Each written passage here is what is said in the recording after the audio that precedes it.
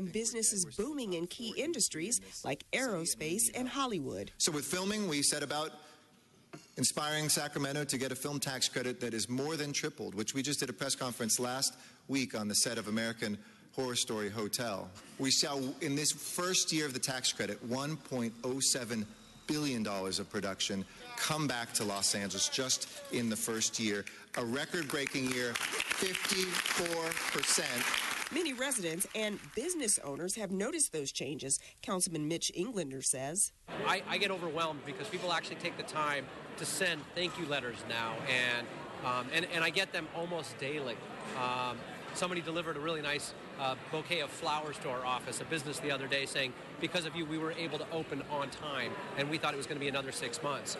Adding to these successes, Mayor Garcetti says by working with local businesses, the city has been able to increase the number of youth summer jobs available from 5,000 to more than 12,000. In Universal City, I'm Anita Bennett for LA This Week.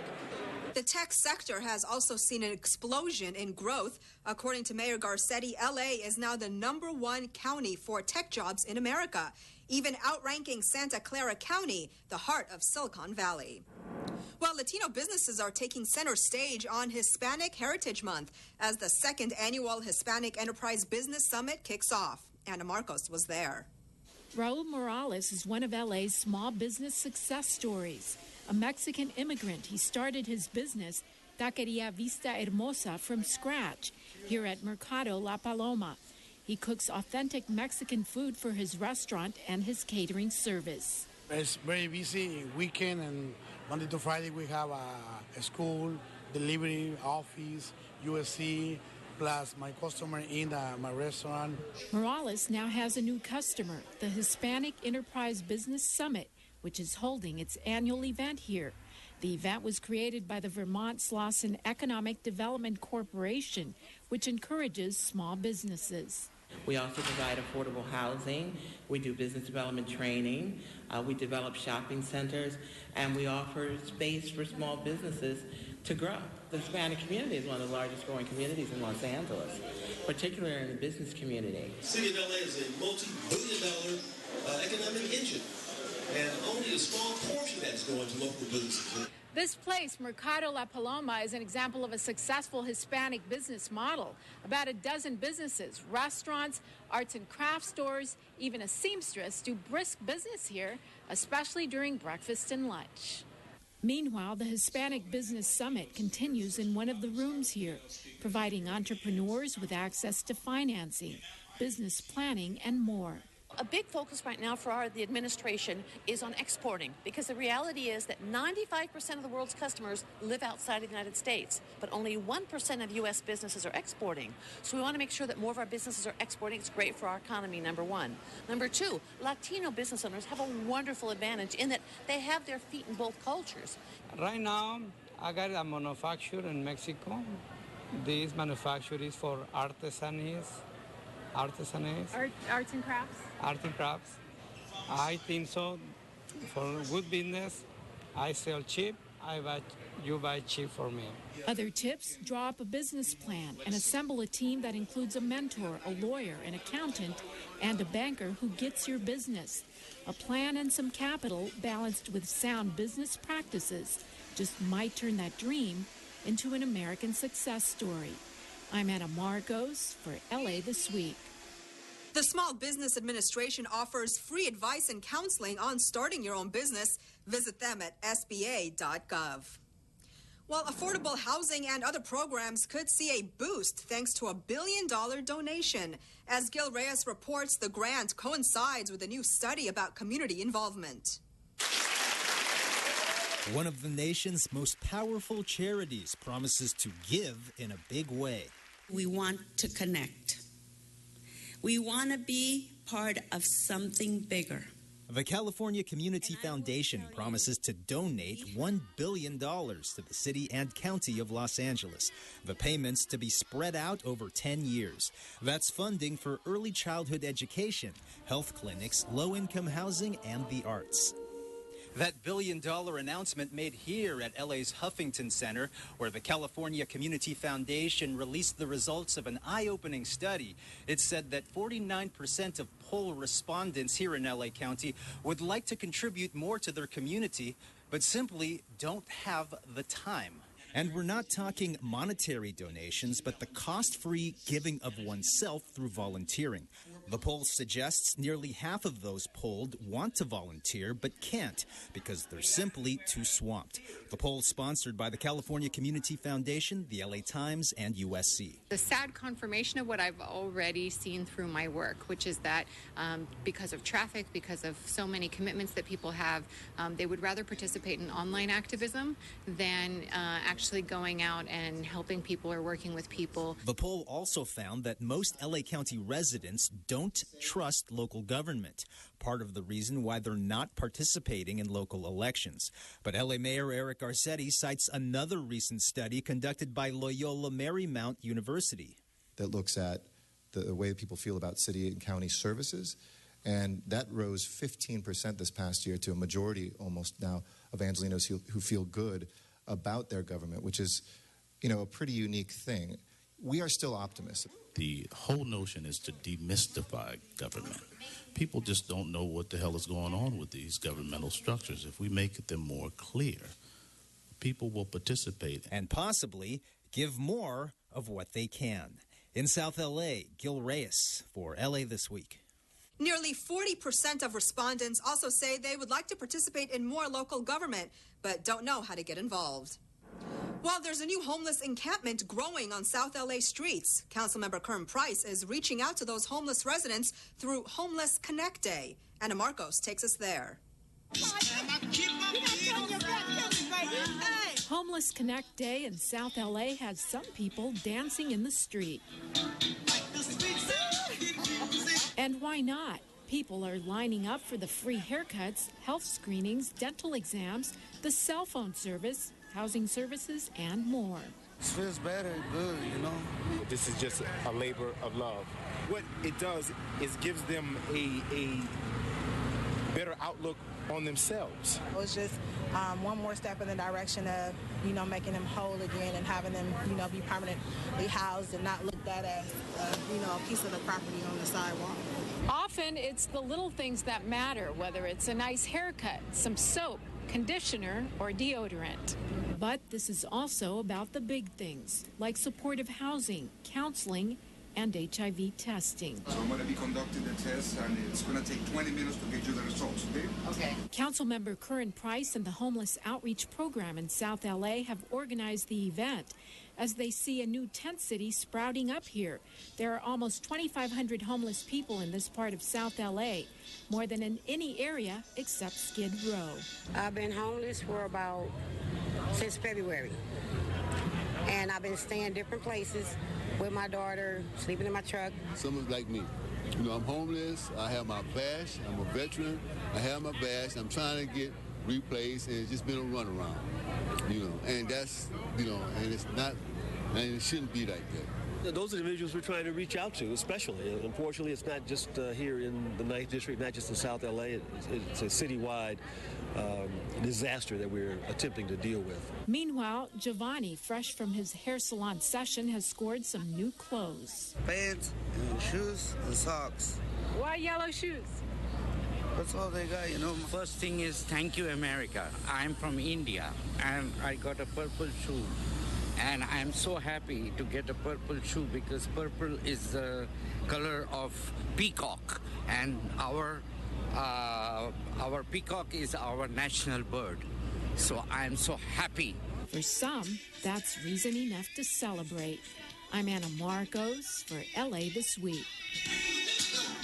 Dozens of homeless advocates and federal, state, and local agencies offered their services at the event.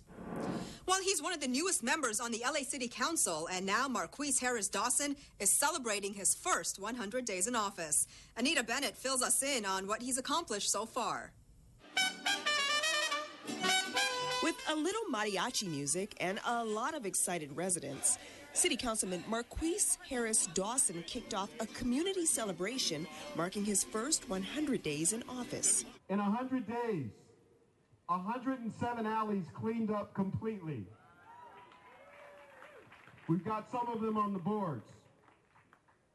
300 tons of trash picked up in 3 months. Harris Dawson represents South LA, which includes Crenshaw, West Adams, and Lamert Park. During this recent gathering at Crenshaw High, he received a stamp of approval from Congresswoman Karen Bass. This is just 100 days.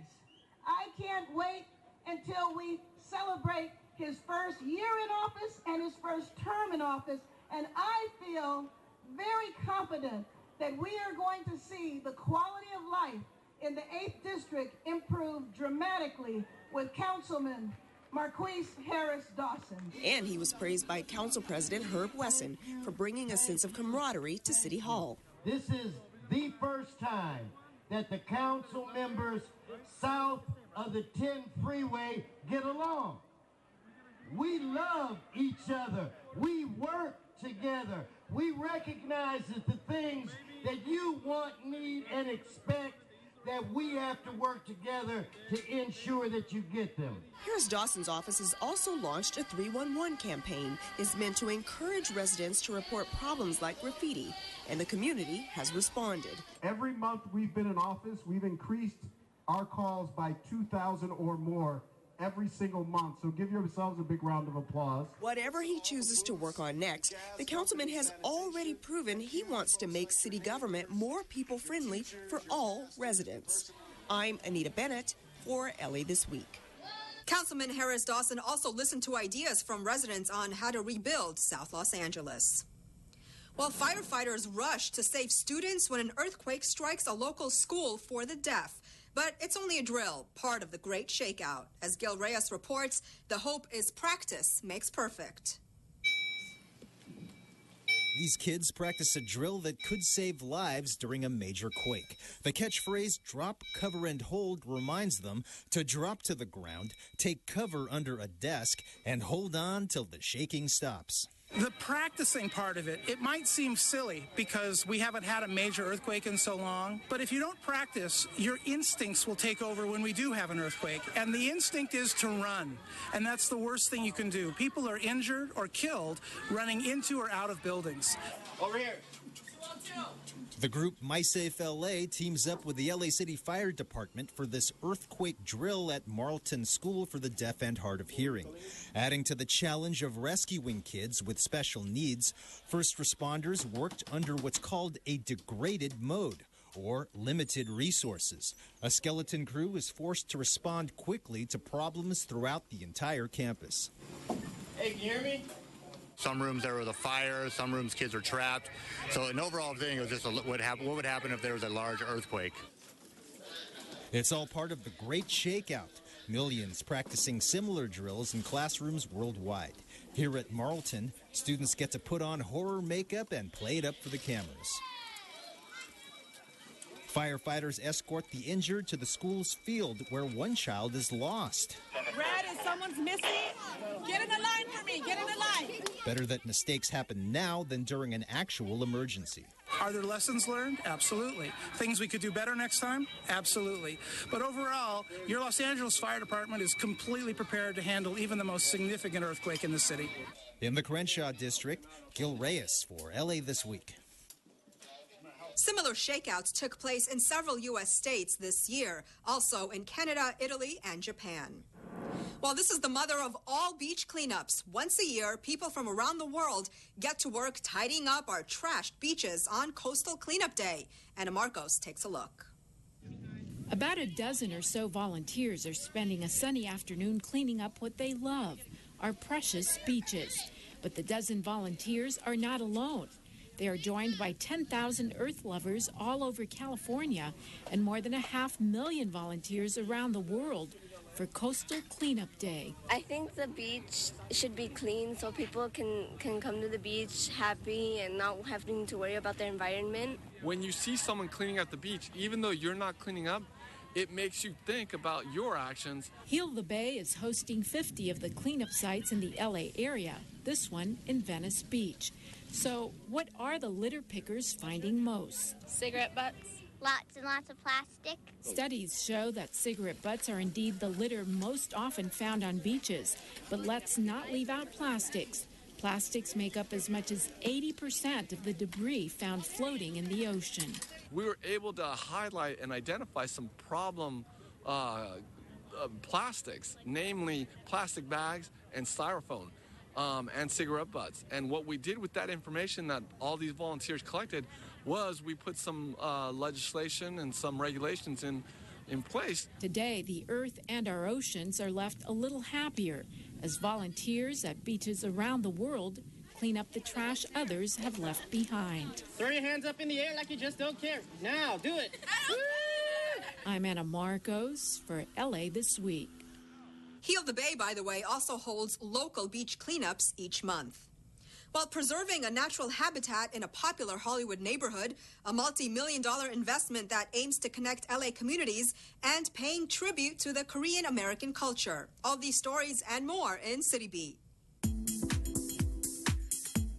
A fundraiser is underway to purchase 17 acres of open space wildlife habitat in Laurel Canyon for preservation and protection from potential development. Community groups have agreed to buy the land for $1.6 million if they can raise that amount. Once purchased, the groups plan to turn the land over to the Mountains Recreation and Conservation Authority. Council members Paul Koretz and David Rue were on hand at a press conference showing their support for the cause. This is an opportunity that comes once in a lifetime.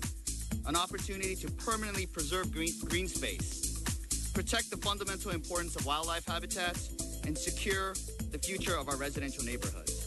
Mayor Eric Garcetti and County Supervisor Sheila Kuehl announced a joint investment of $6 million in the Los Angeles River Valley Greenway. The funding will make the project shovel-ready by enabling completion of design on 12 miles of gaps in its valley portion. Once completed, the Greenway will make it possible for Angelinos to walk and bike from Canoga Park to Elysian Valley. Mayor Eric Garcetti also made remarks recently at LA Trade Tech College for the final event of Hire LA's Youth, the city-county's summer jobs program, which aims to connect at-risk youth with job opportunities in the city, county, and public sector. Over the summer, 11,000 citywide jobs were created for LA's youth, more than doubling the amount of previous years. The county created another 10,000. 20,000 young people who learn the skills that they will need to succeed, who built the resume that they can take to employers, who understand the workplace and financial literacy. The Korean American community came out recently for the 42nd annual Los Angeles Korean Parade. Hundreds of parade participants waved U.S. and Korean flags and marched down Olympic Boulevard from Vermont to Western Avenue in celebration of Korean heritage and culture. Mayor Eric Garcetti joined the festivities along with Councilmember David Rue, who said the festival is a celebration of all immigrants. It's an opportunity for the community, the Korean American community, to remember where we came from, all that we've achieved, and how much more we have to strive for. Completing a process that began in 2009, 13th District Councilman Mitch O'Farrell joined recently with the Department of Recreation and Parks to welcome a brand new pocket park in Hollywood. Rich Samuels has the details.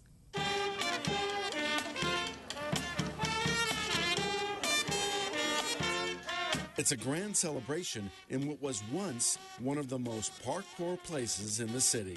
You know, Hollywood was built up over the decades without really a concern or a thought at open space and parks. We need parks within walking distance of our communities, and Hollywood has a shortage of that. So we're changing that one neighborhood at a time. Built with community input during the design process, the 8,000 square foot park, located on Carlton Way, just west of Bronson Avenue, includes a children's playground, accessible picnic tables, porch swings, security lights, and drought-tolerant landscaping.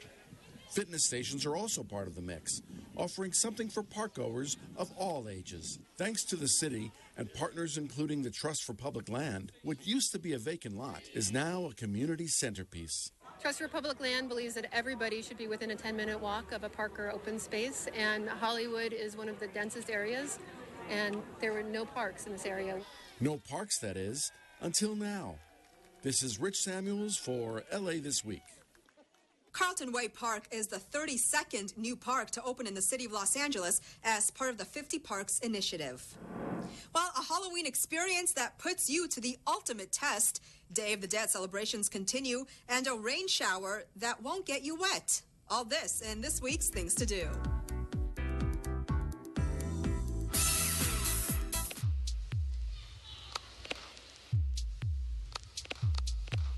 On Halloween, experience Alone, an ongoing, site-specific, fully immersive, and existential experience that explores the range of human emotions. Alone invites you to take a pulse-pounding solo journey that's one part interactive theater and one part psychological haunting.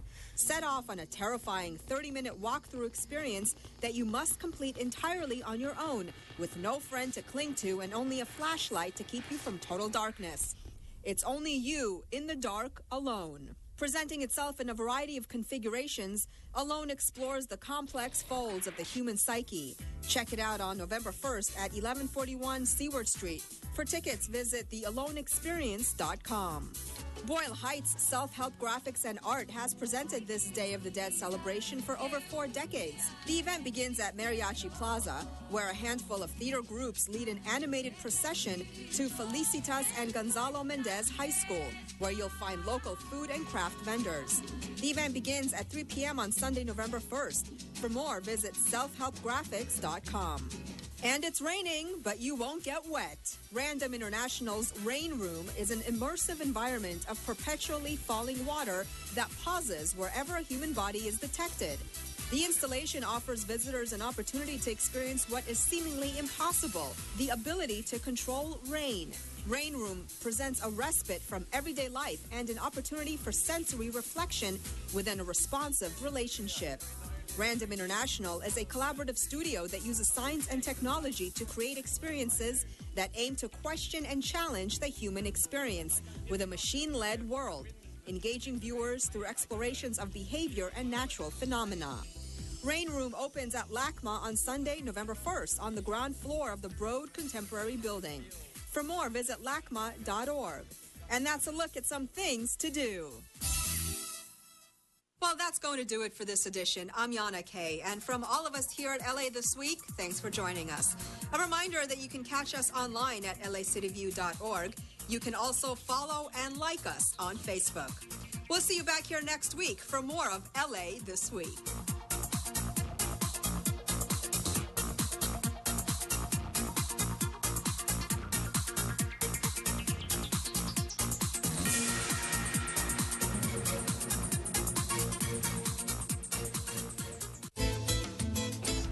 Hola, soy Marisol, desde Canoga Park, la ciudad toda americana. Estás viendo LA City View, Canal 35, nuestra ciudad, nuestro canal.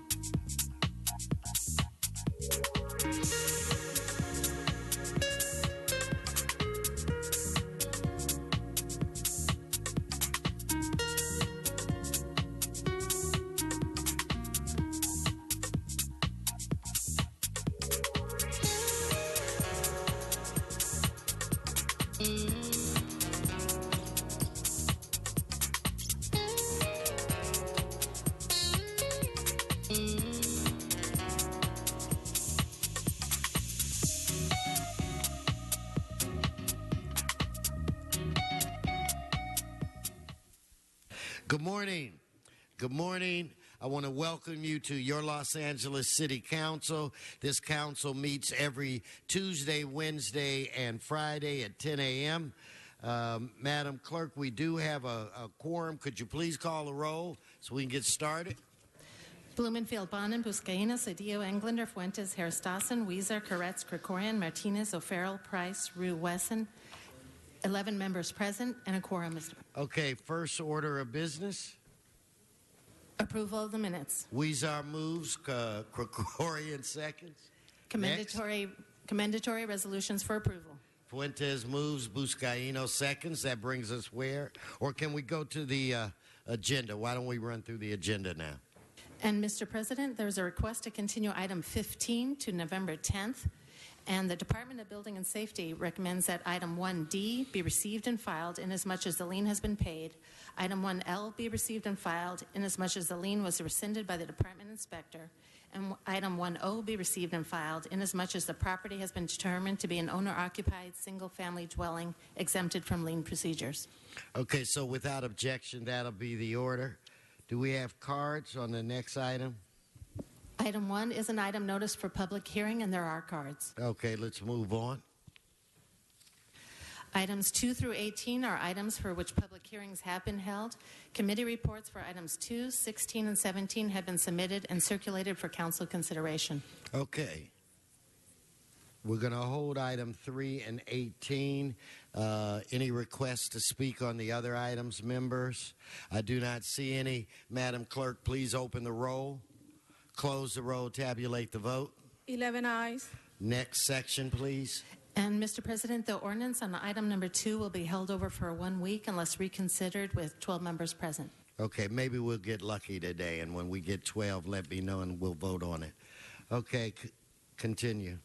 Items number 19 through 28 are items for which public hearings have not been held. 10 votes are required for consideration. Okay, so without objection, those items are now before this body. You have cards? Yes, we have cards on 19, 20, 21, 22, 23, 25, 27, and 28. Okay, let's hold those items. Let's vote on what's left. Mr. Rue. 28's already held, right? Yeah, we did that as a special favor to you. Let's prepare to vote. Let's open the roll, close the roll, tabulate the vote. 11 ayes. That brings us where?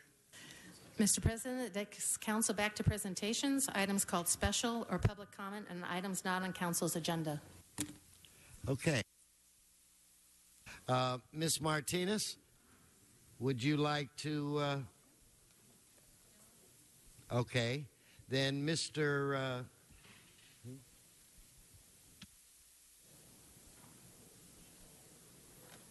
Okay, Mr. Koretz. We will defer to you, Mr. Koretz.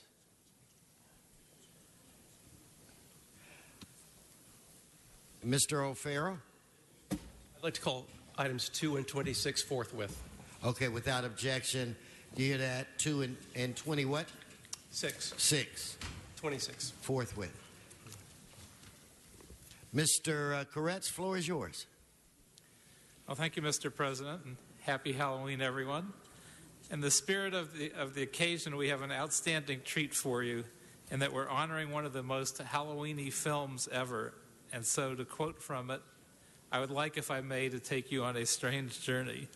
This journey involves the Rocky Horror Picture Show, which is one of the most important movies ever made and, more importantly, ever shown. To experience a showing is an incredible phenomenon that once experienced is never forgotten, but may be repeated time and again by fans. And this movie has fans like no other. Here, let's have a taste of what they experience. And please roll the video.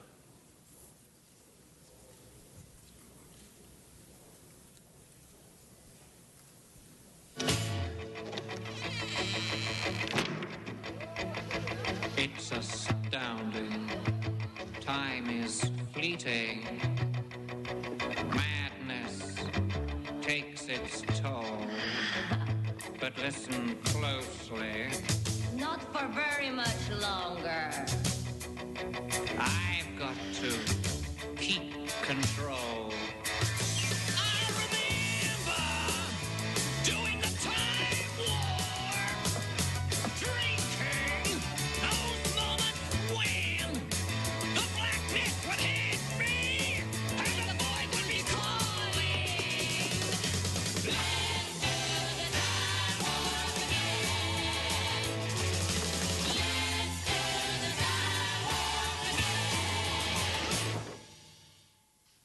It's just a jump to the left. With your hands on your hips.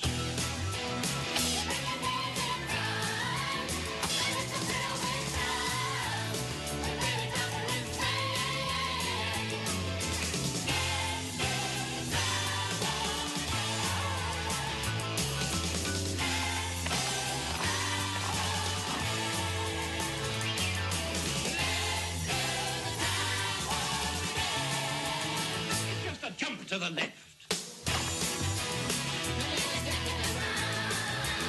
With your hands on your hips.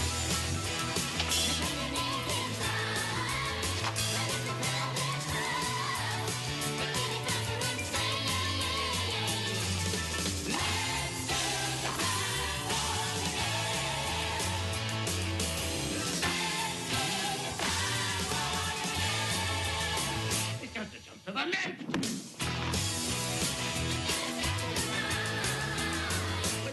On your hips.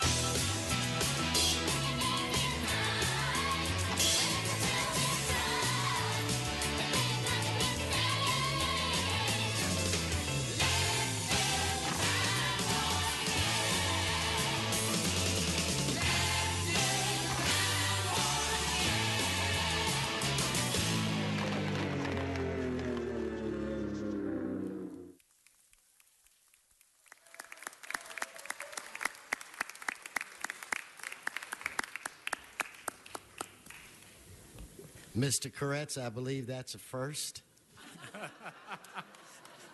We even have a little naked golden guy here, I tell you.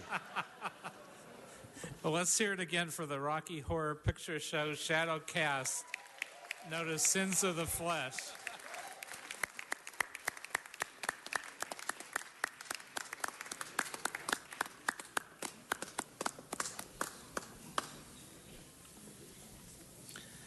The story of this movie and its remarkable audience participation began in the United States in Westwood 40 years ago in what was then a wonderful place to see movies, the Festival Theater.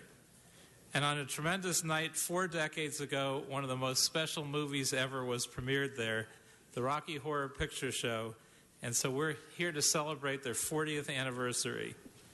There are all those great characters and their songs. Frankenfurter, Brad and Janet, Riff Raff, Magenta, Columbia, Eddie, the criminologist, and of course, Rocky himself. 40 years later, amazingly enough, the film is still in theaters. It is without peer the longest running film release in history. I think we can safely say it's made its money back. And Lou, I hope you got points for that. From an initial budget of $1.2 million, the film is currently right behind Close Encounters of the Third Kind and Lawrence of Arabia at 74th on the Box Office Mojo top all-time grosses list with an adjusted gross of $459,279,000 and counting. But I'd say even more important than all that moolah is that so many millions of people have been delighted and transformed by this extraordinary film and its sense of wit, vitality, and community. Rocky Horror's cultural impact may not so easily be quantified. Midnight screenings started in New York City, soon spread around the country, where attendees would get free admission if they arrived in costume. And before long, every screening of the film was accompanied by a live fan cast, acting out the parts actors were playing on screen. People began talking back to the screen, bringing along props like rice and water pistols, and newspapers and flashlights and decks of cards and toasts. And it was a truly interactive theater-going experience. Before the internet, before Twitter, this was a unique and enthralling paradigm of how people could find ways to interact with movies and in doing so transform the very nature of the cinematic experience. It still happens in the LA area every Saturday night around midnight at the New Art Theater with these members of the Shadow Cast and fans, all part of the evening's riches. And unless I'm imagining things, I think I saw my first Rocky Horror Picture Show at the New Art in the 70s, so it's been a while. The film has also been helpful in the gay and bisexual rights movement. the acceptance of fabulous drag queens, and has provided an essential community for people who otherwise may feel themselves on the fringe of society. So at least one night a week, they would know that they were not alone. And for all those reasons, I wanted to bring in some of the principals today to celebrate this milestone anniversary, which truly started in CD5 in Westwood. To celebrate their astounding accomplishment, we have in City Hall today declared this day to be Rocky Horror Picture Show Day in the city of Los Angeles.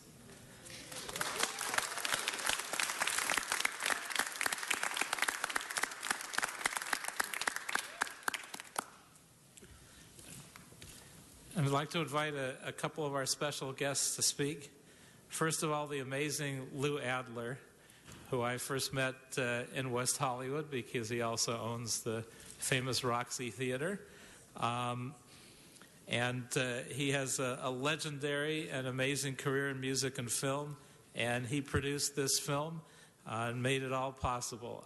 I can't imagine he thought it would still be playing 40 years later, but let's hear from Lou Adler.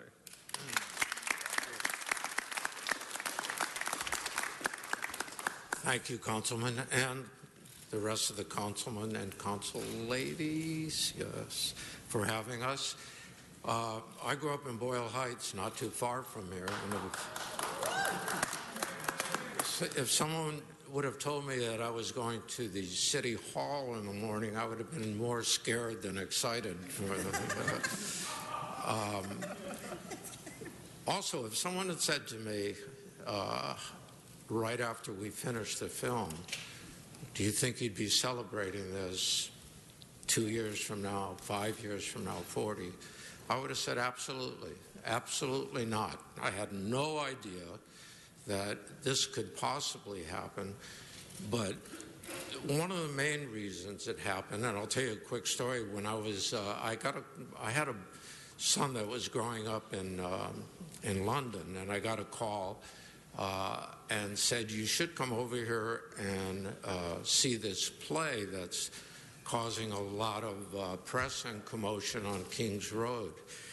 So I took a flight and went to see the play in total jet lag. And the best remedy for jet lag at that moment was Tim Curry. I saw him. It was unbelievable. Not only did he have beautiful legs, but I mean, he could sing like no one that I had heard. No one singing rock and roll in a theatrical way that I had ever heard or seen before. Obviously, those of us were disappointed in 1975 that he didn't win the Academy Award, because he should have. But the reason that this film started and has never ended is because of Tim Curry. And I thank you for having us today.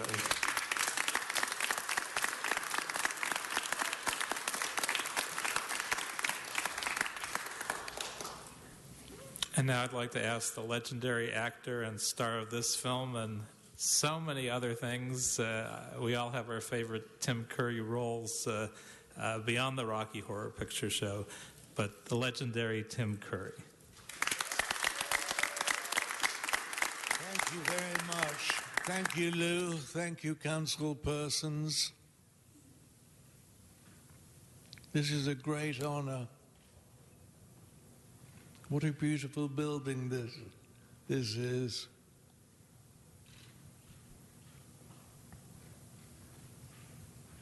And hooray. I'm so glad that our day is so close to my favorite American holiday, Halloween.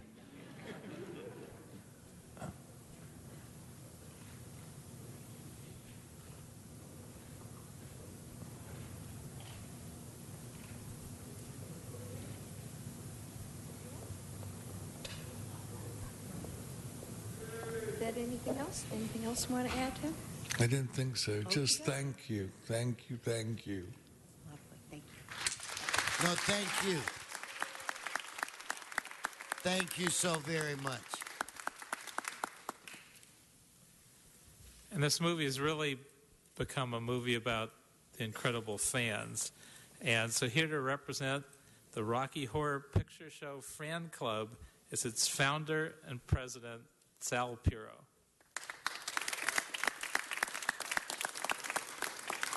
Thank you for having us here today. Over 39 years ago, I was in New York City, where I still live, and I went to a movie at midnight at the Waverly Theater with a group of friends and was blown away by what I saw. And I went back again and again and again. 40 years later, here I am. And it's such a great honor to be on the same stage with Lou Adler and Tim Curry and this wonderful cast that represents all of the fans around the country. It's amazing. I have seen it all, ladies and gentlemen. The crazy fans, the ardent fans, the devoted fans, the kids who keep this movie alive week after week after year after year. I remember going home and searching for an album. Remember that? And listening to it over and over again, and I've seen Rocky Horror go through all that it has gone through, everything from DVDs to CDs to video to downloads, and we're still here. We didn't need social media back in 1975. We were our own social media. We were the people who loved the movie so much that we spread the word, and they came, we saw, and we conquered. Thank you.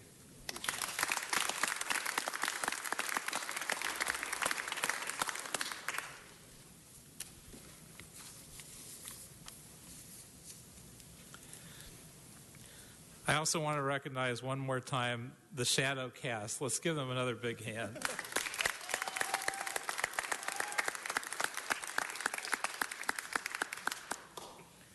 Now, I could say that I'm now going to dance the time warp, but that's not going to happen. Security is in place, Mr. Corrett.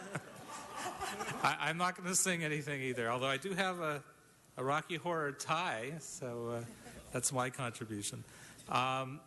Before I present our proclamation to Lou and Tim and everyone, I invite anyone on council that wants to say a few words.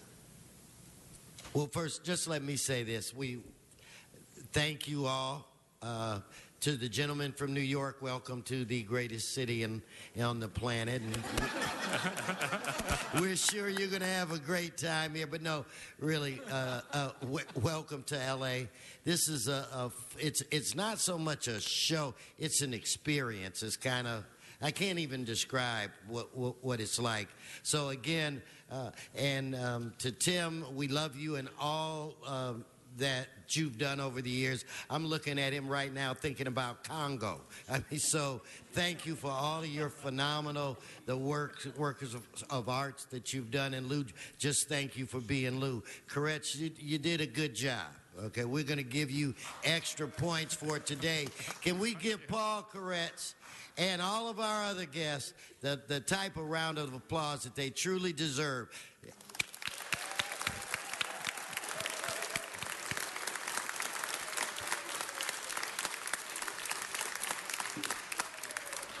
Mr. Koretz, you can close. Okay, and we have individual certificates for our luminaries here, but we'll distribute them later. But now it's my great honor to present today's proclamation, which details how one movie has transformed people and communities and the world of film. But I'll read only the very ending of the resolution, which states, "Now therefore be it resolved that the City Council recognizes the wondrous living legacy of the Rocky Horror Picture Show, now in its 40th year, claims pride of ownership that this cult classic premiered in the city in Westwood, and salutes the Rocky Horror Picture Show on its 40th anniversary by declaring October 30th, 2015 to be the Rocky Horror Picture Show Day in the city of Los Angeles." And in closing, I'd like to remind everyone here, in the immortal words of Frankenfurter, give yourself over to absolute pleasure and don't dream it, be it. Thank you. All right.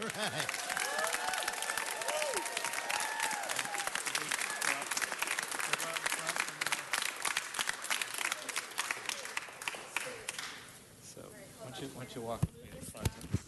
Everybody.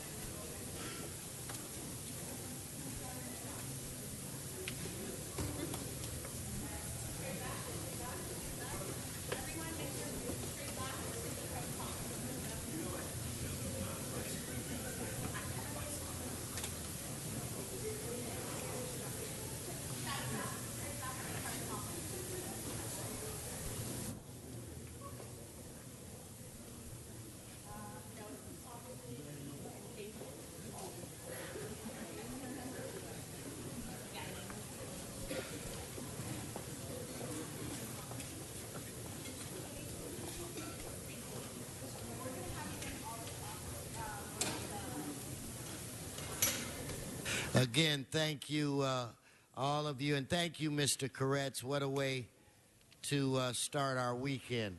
Okay, now I'd like to present to everybody that's here, we have Chrissy, right? Chrissy is approximately 2 years old. She's dressed in her cheerleader costume for Halloween. She has her shots and she's ready to be adopted. Remember, we have a 100% adoption rate at the city of Los Angeles, and Chrissy is looking for a home. She does well in apartments or in a house. She's good with other dogs, and she's got a little watchdog in her. So I would say, if anybody would like a companion animal, somebody that they can love and get unconditional love in return, that I think we've got your companion animal right here. Arlene, let's show Arlene. Arlene is one of our workers at the Animal Services. She'll be with us for a little while as we try to find a home for Chrissy. And remember, you're doing more than just adopting these dogs or cats. You're saving a life. So what we're asking you to do is, even though we do the best we can to adopt all of the animals that we have, please help us save a life, adopt Chrissy, take her home, and you will receive unconditional love. In fact, with that said, I now want to turn the floor over to Miss Martinez for the next presentation. And Chrissy, we're going to try to find you a home. And if you adopt her, you get to keep the cheerleading costume, right? You got it.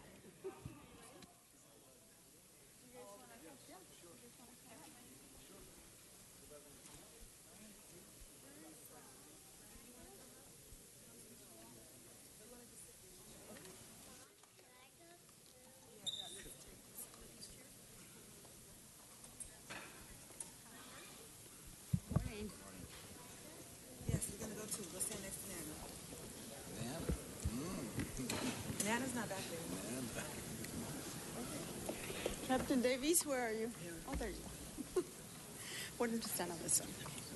On my right. Do you want your mom done? Yeah, Granny's going to go right there. Assistant Fire Marshal. I fixed it. Okay. Good morning, colleagues. Well, that was quite the presentation, Mr. Koretz. Colleagues, I'm proud to welcome Captain Delisa Davis of the Los Angeles Fire Department to council chambers. As we take a look back into history of the women in the Los Angeles Fire Department, we find strong, courageous women that have served throughout the years. The first women to join the LAFD served as paramedics in 1978 and as firefighters in 1983. Today, Captain Davis is retiring after 30 years of hard work and dedication to the residents of the city of Los Angeles. In 1984, she was hired as the first African-American female firefighter in the city of Los Angeles. She served for 22 years as a firefighter in the fields in the communities of South Central Los Angeles, Boyle Heights, Lincoln Heights, and Highland Park. And in 2009, she was promoted to captain, where she served 3 years as captain of the environmental unit and 3 years as captain of the legal liaison unit.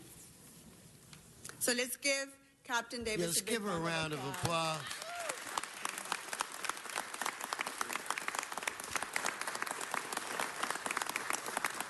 Captain Davis faced adversity when applying to the fire department, the same adversity that a lot of women face today when applying to a male-dominated department where only 3% of the firefighters are women. Today, only 5% of the women are even applying to the department. It's clear that LAFD must develop programs to increase the number of women applying to become firefighters, and I'm glad that they're working towards that goal. She understands the path of becoming a female firefighter is a very challenging for the reason that she has also developed a mentoring program where she prepares aspiring firefighters by conducting mock oral interviews, the CPAT simulated testing in high school recruitment program.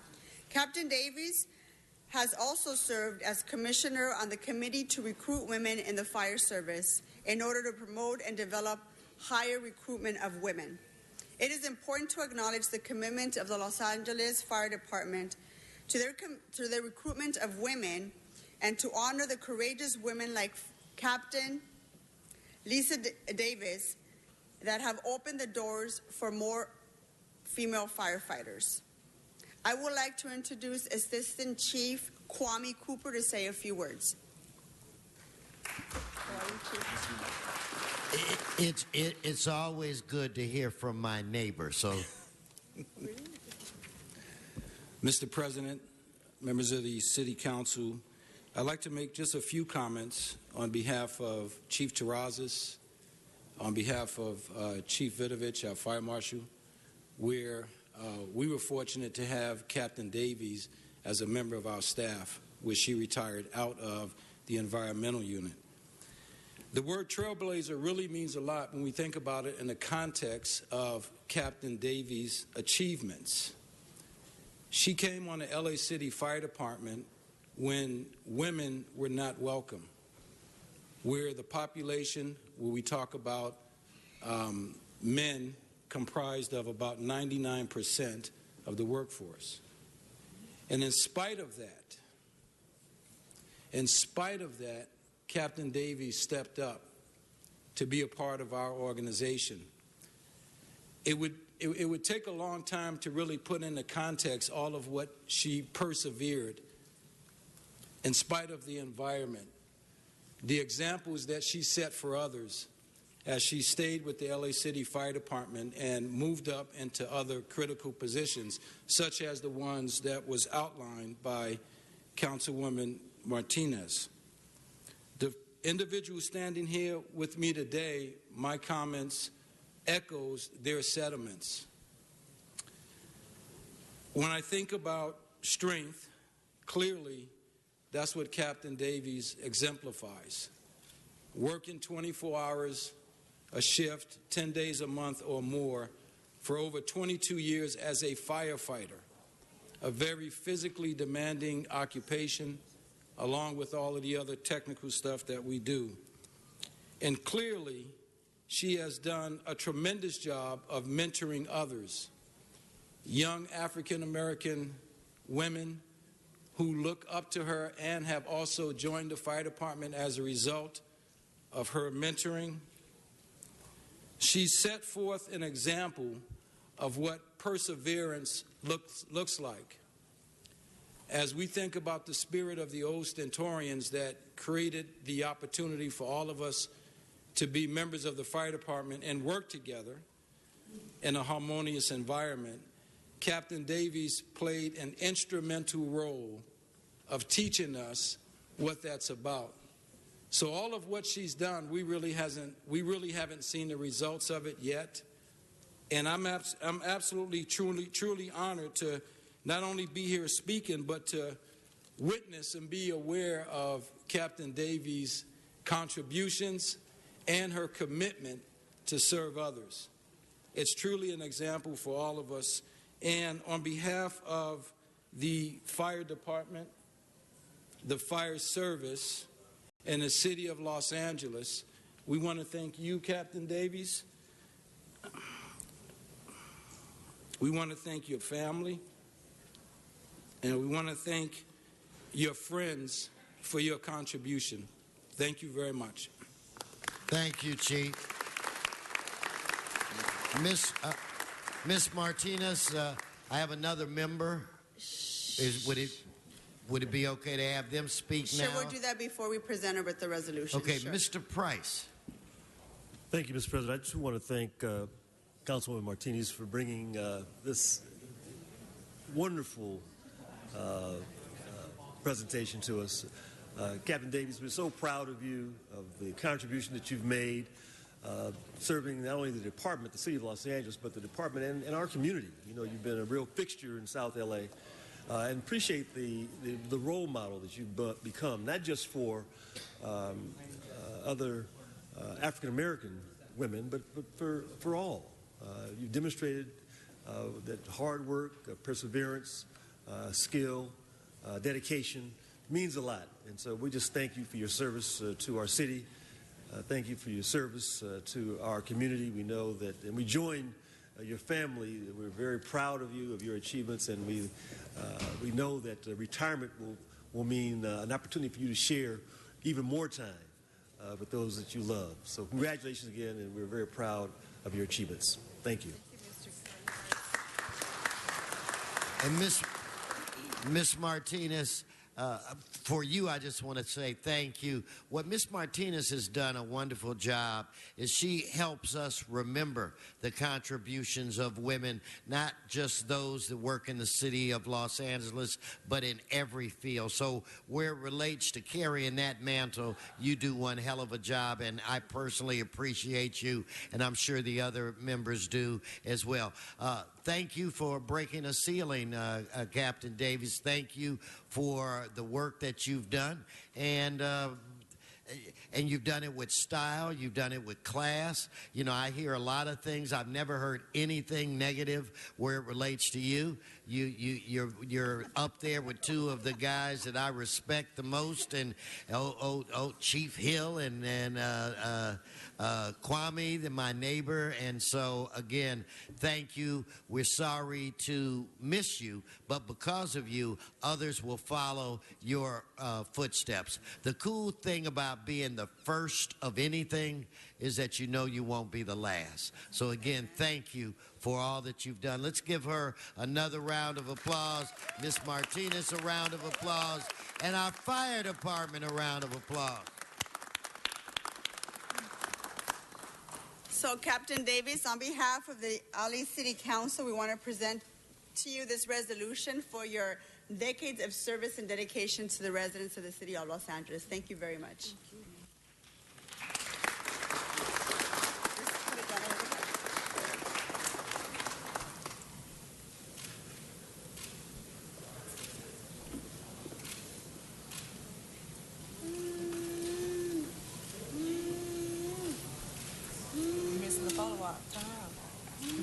Come here. Do you want to stand next to the picture? There we go. There you go. Look at the camera. Look at the camera. Say cheese.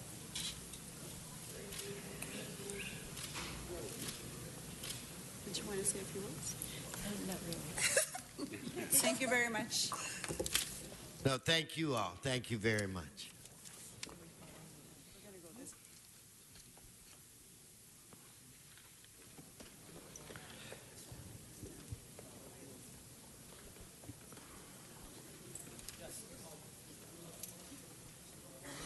And as they're exiting, I'd like to call on Mr. Rue. You will be our cleanup hitter for presentations today.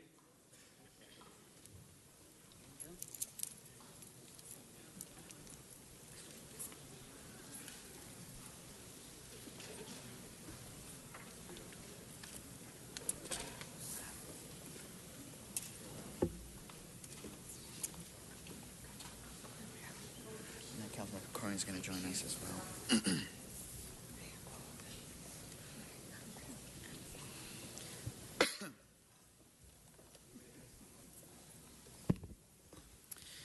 Thank you, Mr. President. We've had tremendous amounts of presentations today, but today I come to you on a much somber note. Today I'm joined by Councilmember Paul Krikorian, Jerry Dye Lynch, mother of Connor Lynch, Bobby Dye, grandmother to Connie Lynch, and Nicola Khan, a family friend. And before I start the presentation, is the video ready? If everyone could look above.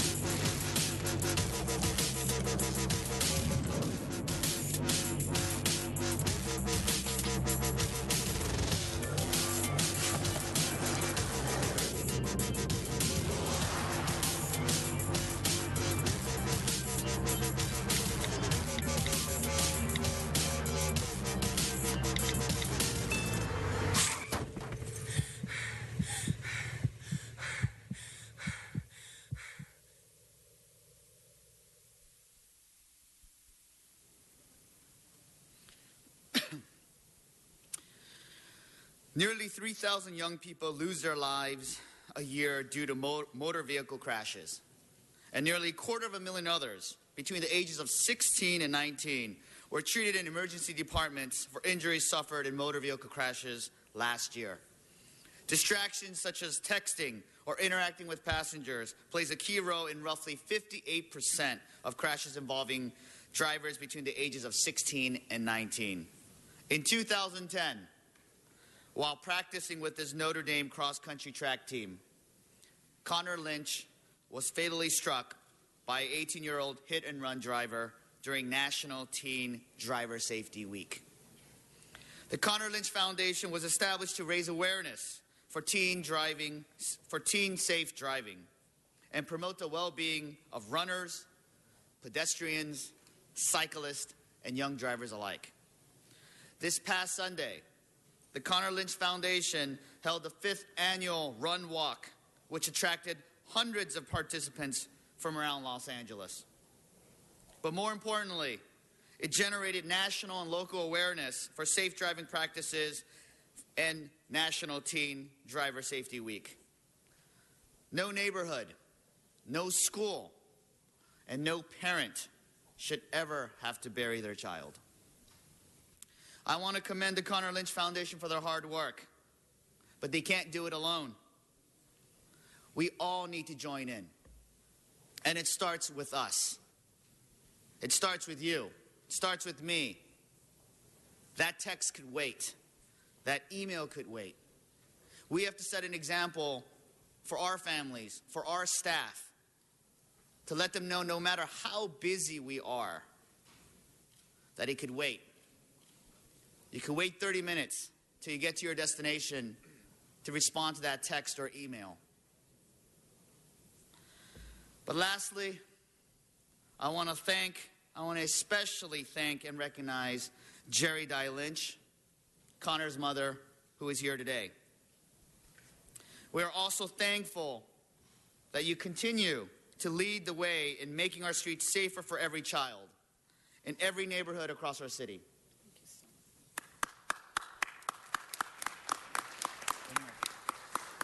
And I'd like to have Councilmember Paul Krikorian also say a few words. Thank you very much, Councilmember Ryu. Members, it's probably on a monthly basis, each of us in our districts deals with another tragedy.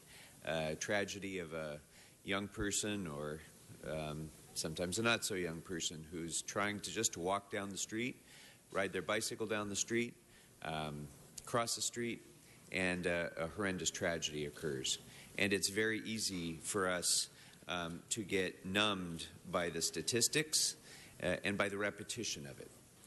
But I very well remember that day 5 years ago at a time when I represented Notre Dame High School when young Connor was doing what he did all the time, running with his team, and ran out from school, and in a blink of an eye, his life was taken, his family was devastated, every one of his classmates at Notre Dame High School was devastated. A community suffered a horrendous and irrevocable loss. But just as well, I remember a very short time after that, meeting in my office with Jerry Dye Lynch, a mom still grieving from that unspeakable loss, who said, enough. Enough. We can't just accept this as the norm. We can't accept the status quo and do nothing about it. And every day of those 5 years since then, Jerry Dye Lynch has been informing, has been agitating, has been educating, has been helping to correct this status quo and make sure that, we may not get to a point where we can say that this will never happen again. Her work has made it possible for many, many mothers not to go through what she's had to go through. She has saved lives in our city. And I just want to say one last thing. We've devoted ourselves, all of us, to reducing these kinds of tragedies. We have Vision Zero that we're working on, that we're prepared to spend a lot of money on, redesigning our streets and engineering and doing many other things to try to eliminate pedestrian deaths entirely and traffic deaths entirely. But no matter how many millions of dollars we spend, no matter what we do to redesign our streets, horrendous tragedies will still occur if drivers don't stop being inattentive. If drivers don't pay attention to the road, if they don't exercise basic courtesy, if they don't hang up their phones while they're driving, we are going to continue to have these kinds of things happen.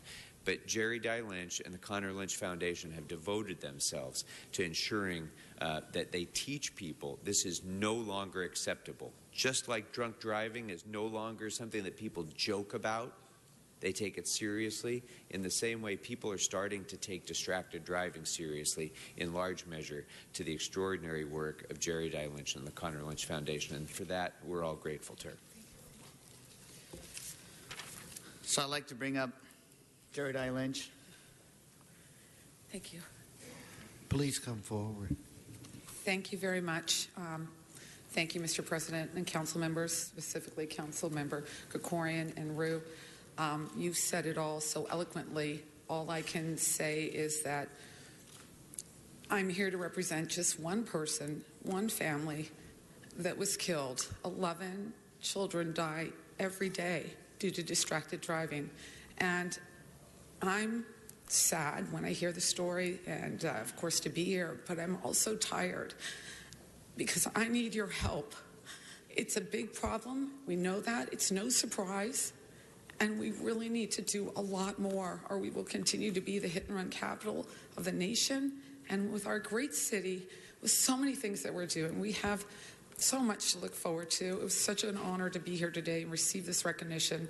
I continue to work with you, and I appreciate your support and recognition. And I know we can all do so much better. And I thank you so much for this opportunity and this recognition. Thank you. And thank you, Mom, for being here.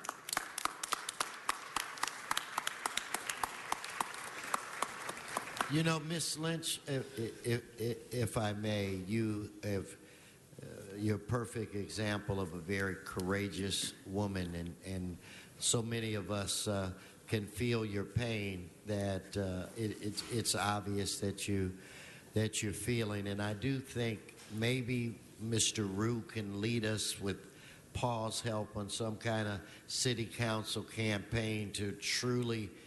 Let us play our role in bringing awareness to this issue. I'm sure that would mean even more to you than being honored.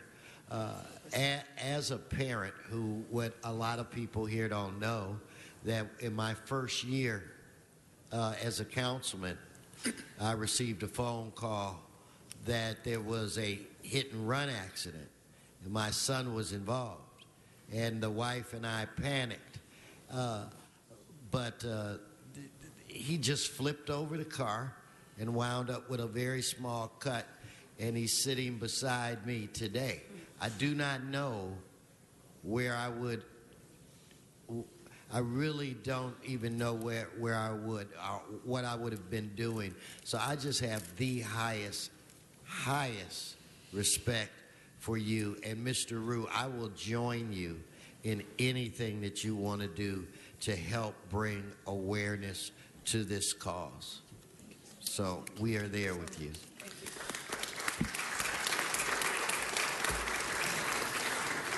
Thank you so much for that, Mr. President. And actually, we are working closely with the Connor Lynch Foundation and Councilmember Krikorian's office. Next year, we want to do a much more aggressive campaign, as well as we have a couple of other ideas that we're working on. So we will work out throughout this year and next before we come to you next year at the presentation again. But well, I am in. Yeah, but what we can do immediately is, yes, the mayor, with Vision Zero, I mean, we have lots of initiatives on the books, and no matter how many millions of dollars we spend, as Councilmember Krikorian has said, it starts with us. I mean, we've all been culprits. When we drive, we just got to focus on driving. We're very busy. There's lots of people trying to reach us, trying to get answers from us, but it's about not responding to that text, not responding to that email, just holding off till we get to our destination. And we have to set that example for our families, for our friends, and for our staff. So that's what we could do now. And this doesn't do justice, but I'd like to recognize Connor Lynch Foundation and Jerry Dye Lynch for all of her efforts in raising awareness for all the families, for all the children out there. On behalf of the Los Angeles City Council and the mayor, I'd like to present. Yeah. Oh, okay.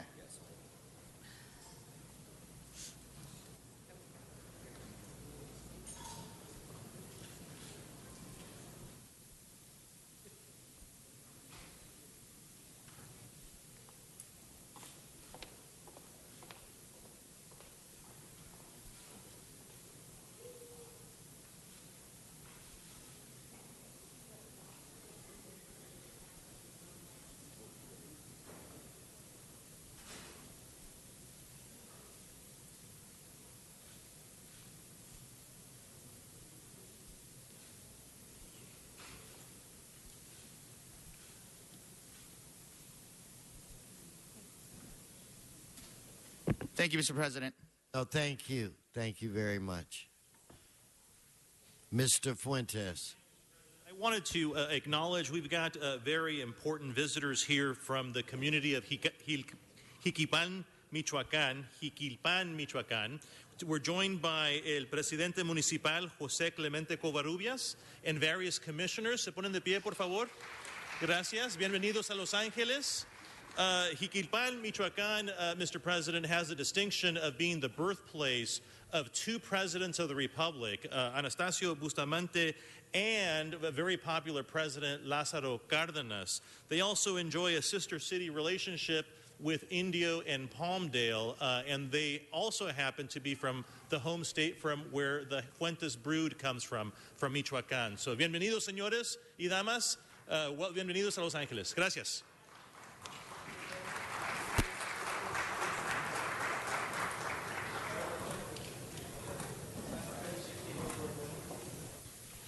Madam Clerk, there's been a request to move item 16 forthwith for Mr. Bonin, please. Got it. I like that. Without objection. Let's move on to item 21. Item 21, called special for cards. Mr. Walsh, item 21, sir.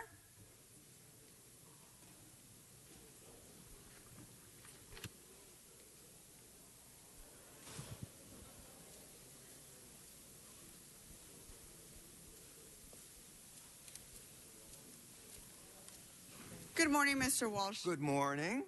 John Walsh, blogging at HollywoodHighlands.org or J. Walsh Confidential, tweeting at Hollywood Dems. And this is item 21 on your agenda. And this, again, is Rent Escrow Account Program, where you do an excellent job. Incidentally, I'm not one of those guys who goes up and says, all a bunch of crooks. When you do a good job, I say you do a good job. And if you have any kind of violation at your house, and thousands of people have listened to me and gotten their violations cured. Because if your landlord doesn't repair the violation and the city registers it, sooner or later, and it's sooner, the landlord's not going to get your rent. The city is. And this is what we have here, the rent escrow account. And these are people who finally did the right thing, and now they'll start getting their rent after they repaired things. HollywoodHighlands.org. Thank you, sir. Next speaker, Juan Alcala. Mr. Alcala, are you here? Good morning. I'm barely here, but I'm here. Well, you're here to speak on 21, sir. Of course. Rent escrow, in my opinion, is nothing but bullshit. Because you're not remedying anything. Mr. Welch is thanking you for doing a great job. I think you don't do a good job at all. I think you go around creating problems with housing, and then you go and and bother everybody about housing. The landlord is no good. The tenant is no good. Nobody is good enough for you to have a place to live. Therefore, this rent escrow is pure bullshit. The city should not even be handling real estate in any way. We as human beings should all have a place to live without a goddamn landlord.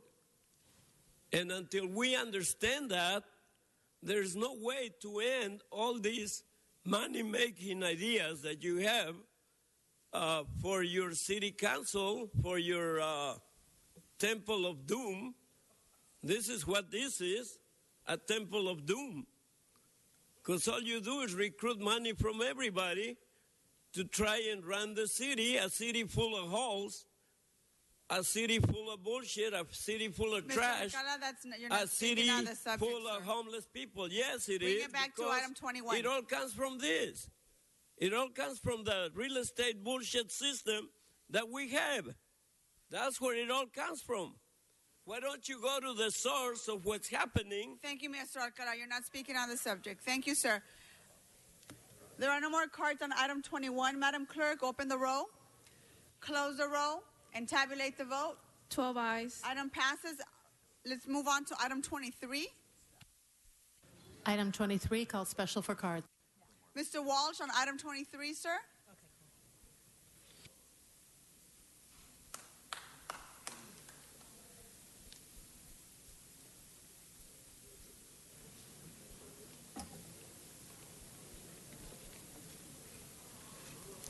John Walsh, blogging at HollywoodHighlands.org. This is item 23. This is probably the most important item on the agenda today.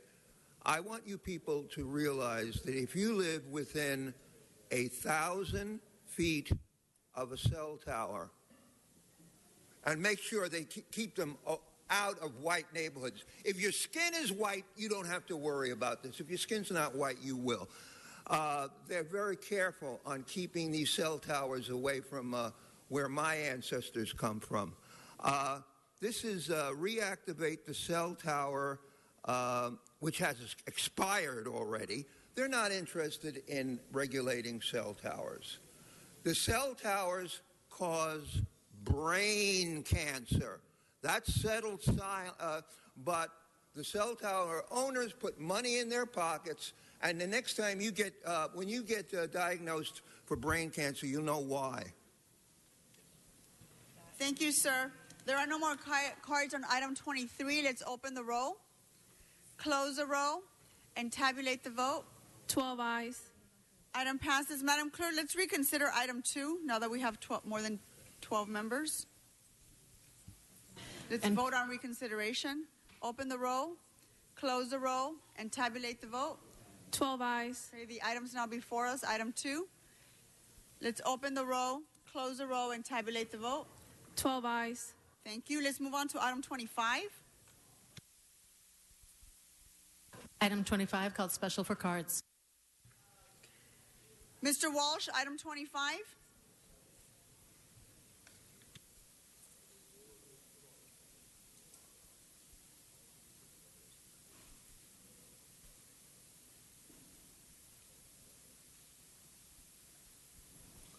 This is another reinstating of awards. I want everyone to Google snitches get stitches. Snitches get stitches. Take a look at the pictures. You have over, in the past 10 years, millions of dollars in rewards. No one is going to take them because the gangs will kill you if you snitch. You've seen my shirt. You can find it on my website. Snitches get stitches. 6 months for. But what I don't like is the way you exploit the parents of the victims. You bring them up here and give them false hope. What vomitous garbage you are.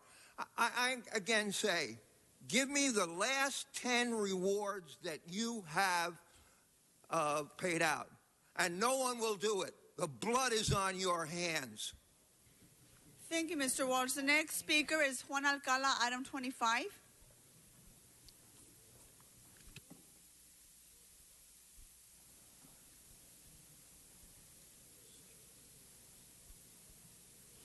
I wish to reserve 1 minute because I don't need to say that much on this item. Mr. Walsh is right. Once again, we come back to the bullshit system that you run, where you offer rewards for people that get robbed off the earth. And the gangs run the city. Basically, you're the biggest gang. City Hall and LAPD, you're the biggest gang. And you go around beating up on people and everything else. Mr. Alcala, this has nothing to do with Well, rewards. Item snitches 25 get stitches. is the item. Well, the item is the gang run the city and you will never really give a reward. 1 minute, please. Okay, thank you, sir. 1 minute. There are no more cards on item 25. Madam Clerk, open the roll, close the roll, and tabulate the vote. 12 ayes. Item passes. Next item, item 27. Item 27, called special for cards. Mr. Eric Previn, are you here? Item 27, sir.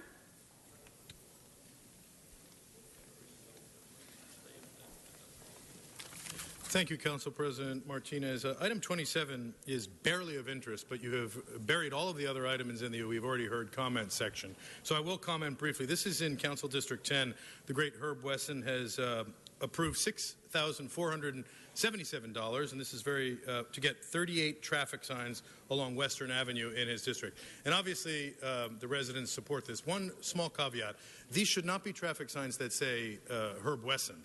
Right? These are not advertisements for Mr. Wesson, I assume. Okay, good. And with that, it's interesting to note that it's $6,000 in my district. I'll come back on that item when you call me. We're approving overtime and salaries for $140,000 to LADWP to then reimburse DOT for our trunk line project. But we'll get to that item. Thank you, Councilmember Martinez. That's 1 minute. Thank that's you, sir. actually 30 seconds. Thank you. Thank you very much. The next speaker is Juan Alcala on item 27.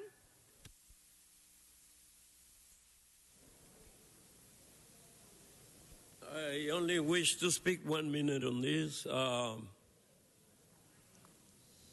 Alcala, I'm going to hold your time. I'm going to ask Council Chambers. Sergeants, can you help me quiet the room in the back? Everybody quiet. I'm speaking. Yes, go ahead. Start his time again. Okay. Traffic signs are not really that expensive. You put a lot of money into traffic signs. I don't know who makes your traffic signs. You should go to Tijuana and they'll make them for like $10. But no, you're buying traffic signs for over $200.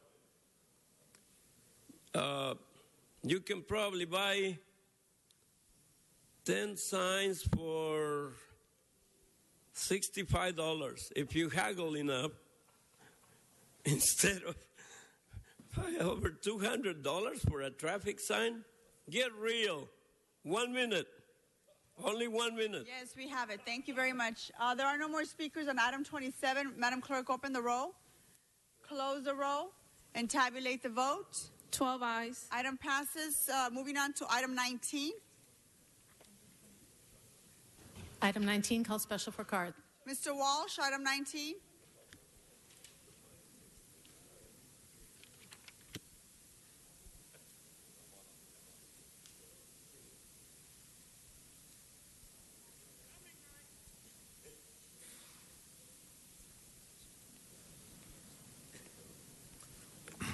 John Walsh, blogging at HollywoodHighlands.org, J. Walsh Confidential. This is an entangling of the DWP commissioners. Anytime you see the word exemption on a agenda, that means they're going to do something that otherwise is illegal, okay? Otherwise violates what they're... You don't want to see the word exemption here. And this concerns Burbank, it's also corrupt, and Glendale. and it's a recommend. They're never going to explain to you what this is, and I only have 1 minute. But it's the DWP, and they're trying to save money as they raise our rates, and this is a waste as bad as wasting water. I don't have time to go into it, but exemptions suck. Thank you. Next speaker is Wayne Spindler on item 19.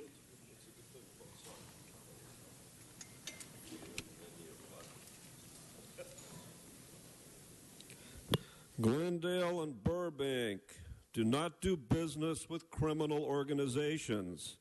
The DWP is a racketeered, corrupt organization. I should know. I pay those cocksuckers every month. I know. You don't have to pay them. Burbank, Glendale, you do not have to do business with the criminals at the LA DWP. You are free to choose your negotiating partners. Do not sign anything with this criminal organization. $7 million you're going to give to Jill Banks-Barad, commissioner of the DWP. She's a thief. They're all thieves. Glendale, Burbank, you know better. Why are you doing this, Glendale and Burbank? Why? Do not do business with the DWP. They are a criminal organization. They steal our money and give it to Herb Wesson Jr., who's hiding in the back. Okay, thank you very much. There is no more cards on this item. Madam Clerk, open the roll, close the roll, and tabulate the vote. 12 ayes. Okay, item passes. Next item, item 20. 20 called special for card. Sean Murphy, are you here? Good morning, Sean. Yes, good morning. Item 20, it's a good item. I support it. Great, thank you. Next speaker, Dr. Tom Williams.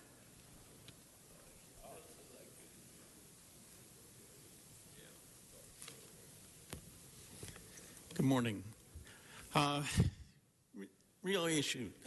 Dr. Tom Williams, LA 32 Neighborhood Council. DWP seems to be fiscally irresponsible. Where's the money coming from? Where's the money going? Where's the ratepayers advocate? He was here a little while ago, but where is his comments on this particular issue? So we're quite concerned regarding the fact that the rates are going to go up. How will this affect it? Probably not at all, because they anticipated it?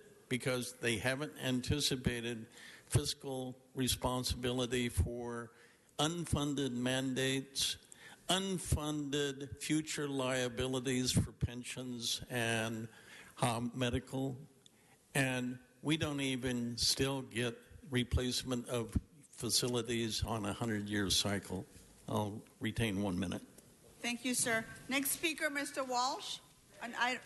Mr. Walsh passes. Wayne Spindler on item 20.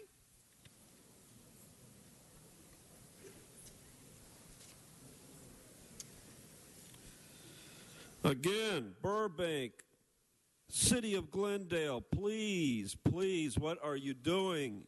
You're engaging your cities with a criminal organization, the DWP. You've got to stop them. $275 million of my rate money and my fellow constituents' rate money is going to be stolen this year and given to Herb Wesson Jr., the criminal gangster of the city council. And you're giving them $301,000. That $301,000 is going to do nothing. Nothing. You have choices, Burbank. You have choices, Glendale. You do not have to do business with the LADWP criminal organization and the RICO under their jurisdiction. Don't do it.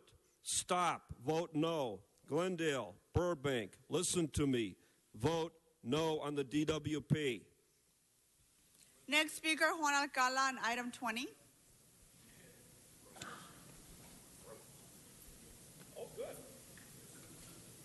Mr. Alcala, you got to get off the floor, sir. Sorry. You have 1 minute left. Yeah, I thought I was shorter than I am. I'm taller than I thought I was. That's why I was on the floor. Your time is on. The clock is running, sir. Well, the WP, a bunch of thieves, liars. Remember when they saved your ass, the city was bankrupt, and they begged the DWP for money. They had billions of dollars in excess. So if they have billions of dollars in excess, why are they increasing the rates? Because they're a bunch of thieves and robbers, just like City Hall.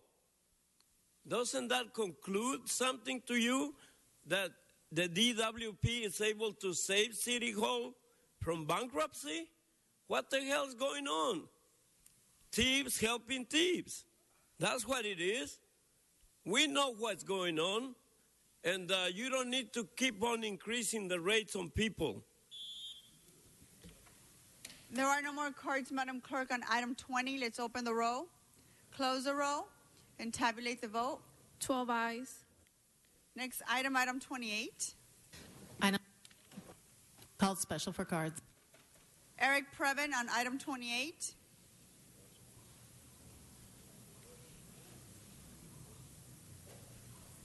Mr. Previn, are you going to speak on this item?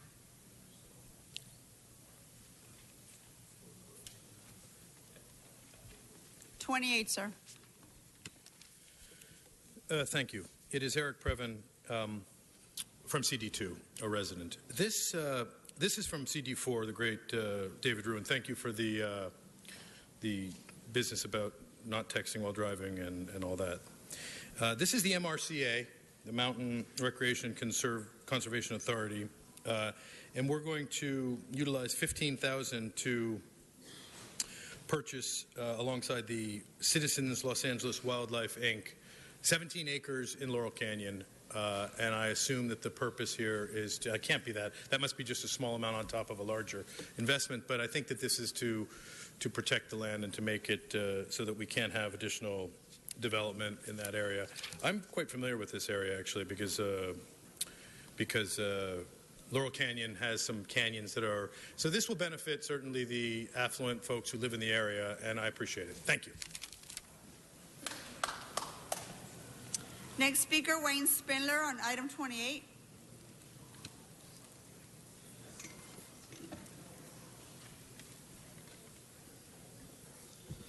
Geez, what a deal. 17 acres for $15,000? Wow, look at that. And we're not going to let the developers build housing, and we're sure not going to allow affordable housing to be built there. No, we're going to give it to something called CLAW, the Citizens for Los Angeles Wildlife, to protect the reindeer and protect the mountain lions from the homeless and from the low-income people. You should take this land and build affordable housing in it and stop this crap of giving it to these mountains conservancies and all of these things, so these rich white fuckers that live in these mountains, you can't build against their land.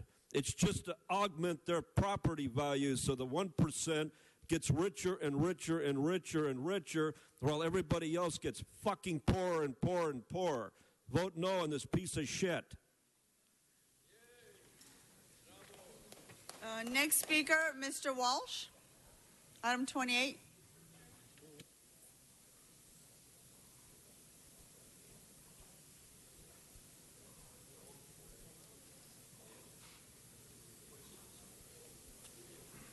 Walsh, you have 1 minute left, sir. Right. John, I may have less than 1 minute left in my life. John Walsh, blogging at HollywoodHighlands.org. Notice this is a stray completion of a redevelopment project.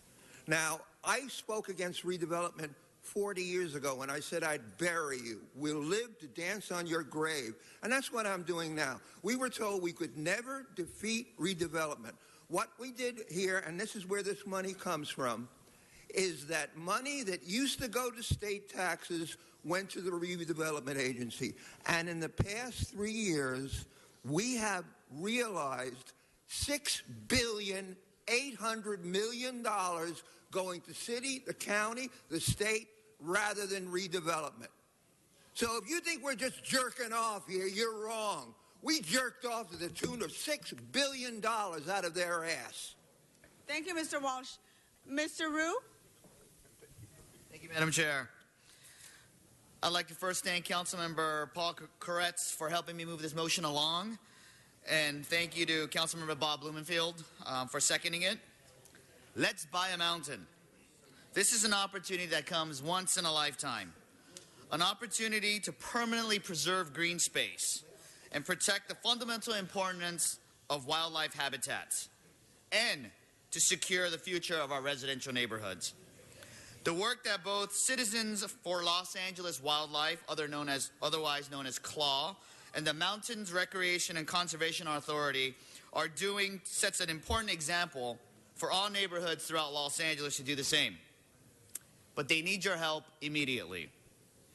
To reach their fundraising goal of $1.6 million in the next 18 months.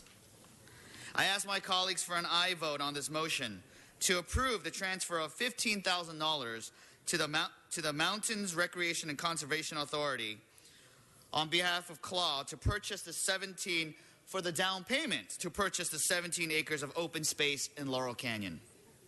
And I also ask the residents of Los Angeles to donate whatever they can, so that this important piece of Los Angeles Greenbelt will forever be removed from the threat of development and instead preserved for many generations to come. And if anyone is interested, for more information and for opportunities to donate, they can visit clawonline.org. Thank you, Madam. Thank you, Mr. Rue. There are no more speakers on this item. Madam Clerk, open the roll, close the roll, and tabulate the vote. 12 ayes. Okay, item passes. Madam Clerk, let's recess our regular meeting and begin our special meeting. Madam Clerk, can you please call the roll? Blumenfield, Bond, and Buscaino, Cedillo, Englander, Fuentes, Harris, Dawson, Weezer, Koretz, Krikorian, Martinez, O'Farrell, Price, Rue, Wesson, 12 members present, and a quorum, Madam. What's the first item before us? Items 29 through 31 are items for which public hearings have not been held. 10 votes are required for consideration. Okay, without objection, those items are before us. Madam Clerk, let's go to item 30 first.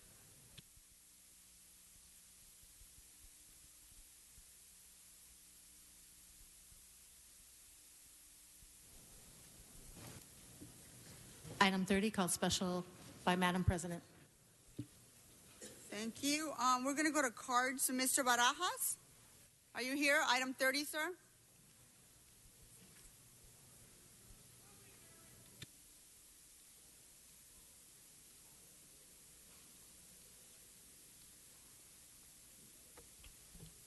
Okay.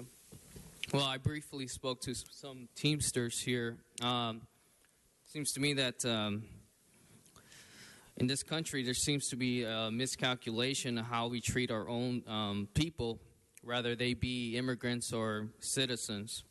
My only recommendation is, and what it sounds to me is that if they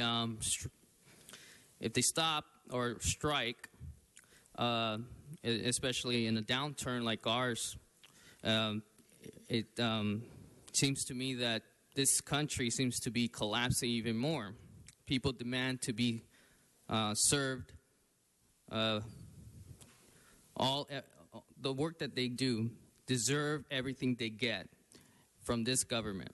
So I applaud the citizens who do rise up at the depravity that this some officials inflict on these citizens. And I do hope that you reach an agreement soon, because things are getting bad. And the citizens will not tolerate that. They have families, they have kids. And I think as soon as you deal with this issue, the more this country can awaken, especially the citizens, knowing the fact that they have a country that serves them. So. Thank you, Mr. Barajas. The next speaker is Ron Herrera, followed by Jose Portillo, followed by Amador Rojas.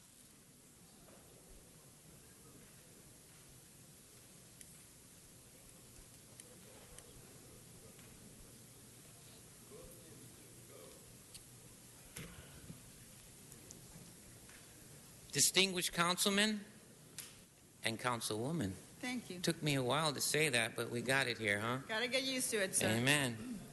I'm Ron Herrera. I'm a West Region Vice President of the International Brotherhood of Teamsters. And I stand before you to make a request, an ask, that you support this resolution for the port drivers here in Los Angeles. I'm confident that this city council stands with the Teamsters and these workers in solidarity. And I thank you in advance.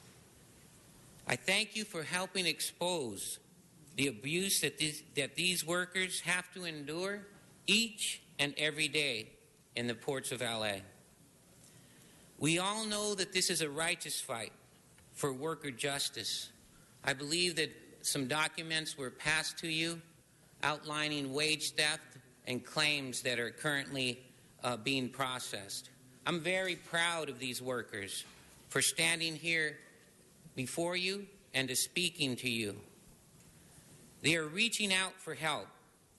Let's pass this resolution so that these workers can go back to their homes, go back to their families, and let them know that there is hope in Los Angeles for them. Thank you very much. Thank you, Mr. Herrera. Next speaker is Jose Portillo, followed by Amador Rojas. Buenas tardes, señores miembros del concilio. Un momentito. ¿Tiene traductor? Yeah, we'll be translating. Okay, very well. Good morning, councilmen and women. Mi nombre es José Portillo y trabajo para Intermodal Bridge Transport. So, my name is Jose Portillo and I work for Intermodal Bridge Transport. Y a mis espaldas están compañeros que han sido afectados por la mala calificación y la mala industria que hemos tenido en los puertos de Los Ángeles. And standing with me are coworkers from other companies that have been affected by wage theft and the harassment of trucking companies.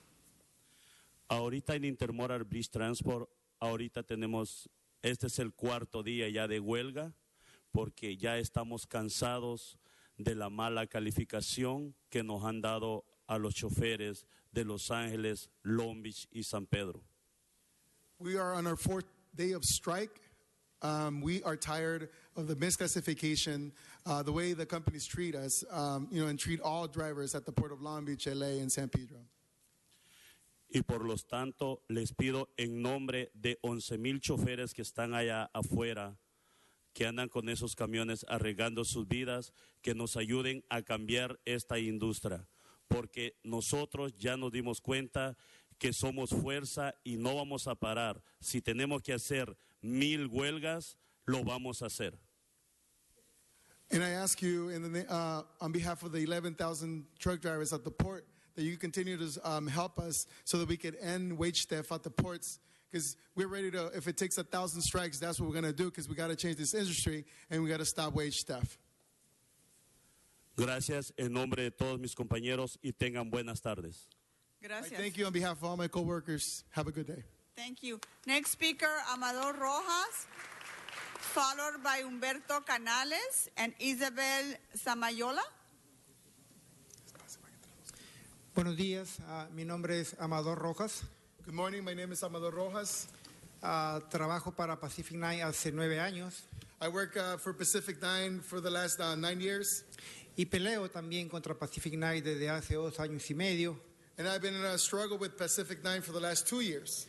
Para parar deducciones ilegales y abusivos a través de una mala clasificación. And I've been fighting to stop wage theft and also harassment from the company because we are being misclassified. Tenemos esta semana cumplimos 15 semanas del mes de julio en nuestra quinta huelga contra esas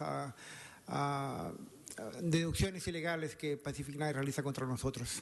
We have gone on strike 5 times, And this is our 15th week since that we've been on strike against Pac 9 transportation. Hoy queremos dar gracias al concilio por su apoyo, por su respaldo, y porque eso nos anima y nos da fuerza para continuar nuestra lucha. And I would like to thank the City Council for their support, because this gives us strength to continue fighting so we get a better future for ourselves. Muchas gracias a todos. Thank you very much. Next speaker, Humberto Canales. Buenos días. Good morning. Mi nombre es Humberto Canales. My name is Humberto Canales. Trabajo para XPO Logistic, And I work for XPO Logistics, para la compañía más grande de transportación en el riel, en el puerto y donde quiera. and I work for this company who's a really large trucking company in the United States. They do work at the ports, and they also do rails and over the road. Primeramente le quiero dar gracias a Dios First of all, I want to thank God por ponerme a la organización Teamster, for having the Teamsters support us. y luego le doy gracias a ustedes por escucharnos, I also thank you guys for listening to us, porque solamente así pueden apoyarnos a que las compañías abusadoras ya dejen de quitarnos el dinero. and we hope that you guys support us to stop trucking companies at the port start stealing our wages. No solamente yo he sido afectado, I'm not the only one being affected, sino que todos mis compañeros. but all my coworkers. Ha habido veces que he sacado cheque, que he hecho un cheque de $2,200 y solo me he llevado los $200. You know, there's been weeks where I worked and made $2,200 gross, and after all the deductions, all I'm able to take home is $200 at the end of the week. Entonces quiero que ustedes pongan atención a esto, que algo grave está pasando y lo paren de inmediatamente. So I ask you guys to pay attention to the situation and that you guys do something about it, and we got to stop what's going on with these trucking companies. Gracias. Thank you. Gracias a usted. The next speaker is Isabel Samayola. Yes. Hi, my name is Isabel Samayoa, and I work for XPO down in Commerce. And I'm one of the female drivers there at XPO, and I'm here because I've seen so much going on, and it is true that they are stealing money from us, and I'm here to let the councilmen and councilwomen know that we really, really need your help. And I want to be able to be happy in my job with benefits and have, we have the union here supporting us, but I want to be able to have my pension and, like I said, once again, my benefits. And I want to be looking forward to going to work knowing that we do have this. And I'm here on behalf of our ports and railroad workers and my co-workers that are here. So I really ask for your support. Thank you. Thank you. Next speaker, Wayne Spindler. Followed by Dr. Tim Williams. Yes, the pig would like to speak on behalf of this issue. As I understand the problem, you, the pigs of the city council, are screwing the truck drivers. Trucks run through the whole city and bring items from the port and to the port, such as pig feed and other types of important things. Now, they have come here today, knowing you steal, knowing you take advantage of truck drivers. That's why they wear horses on the backs of their backs. The horses stand for you. The horse shit must end. You must give these truck drivers their money. Give them their money back on behalf of the people, because you know that you are the people, you are the pigs, you are greedy pigs. But you listen to them. You're not because speaking on the subject, sir. This is about people's livelihood, and this is what you're doing, a complete mockery. Because you give, and you give, and you give to your bodies. Now they have two choices. One, to pay to play, or two, to fight. They have chosen to organize and fight on behalf of the truck drivers. You make them idle their cars and their trucks going to the port. You make the ships change to diesel fuels that are uneconomical and cost the taxpayers and the ports money. You are interfering with interstate commerce because you guys can't fucking run the port correctly for the benefit of the nation. Give the truck drivers their money. Stop fucking with people who earn a living and let them earn a living and conduct legal business. Next speaker, Dr. Tom Williams.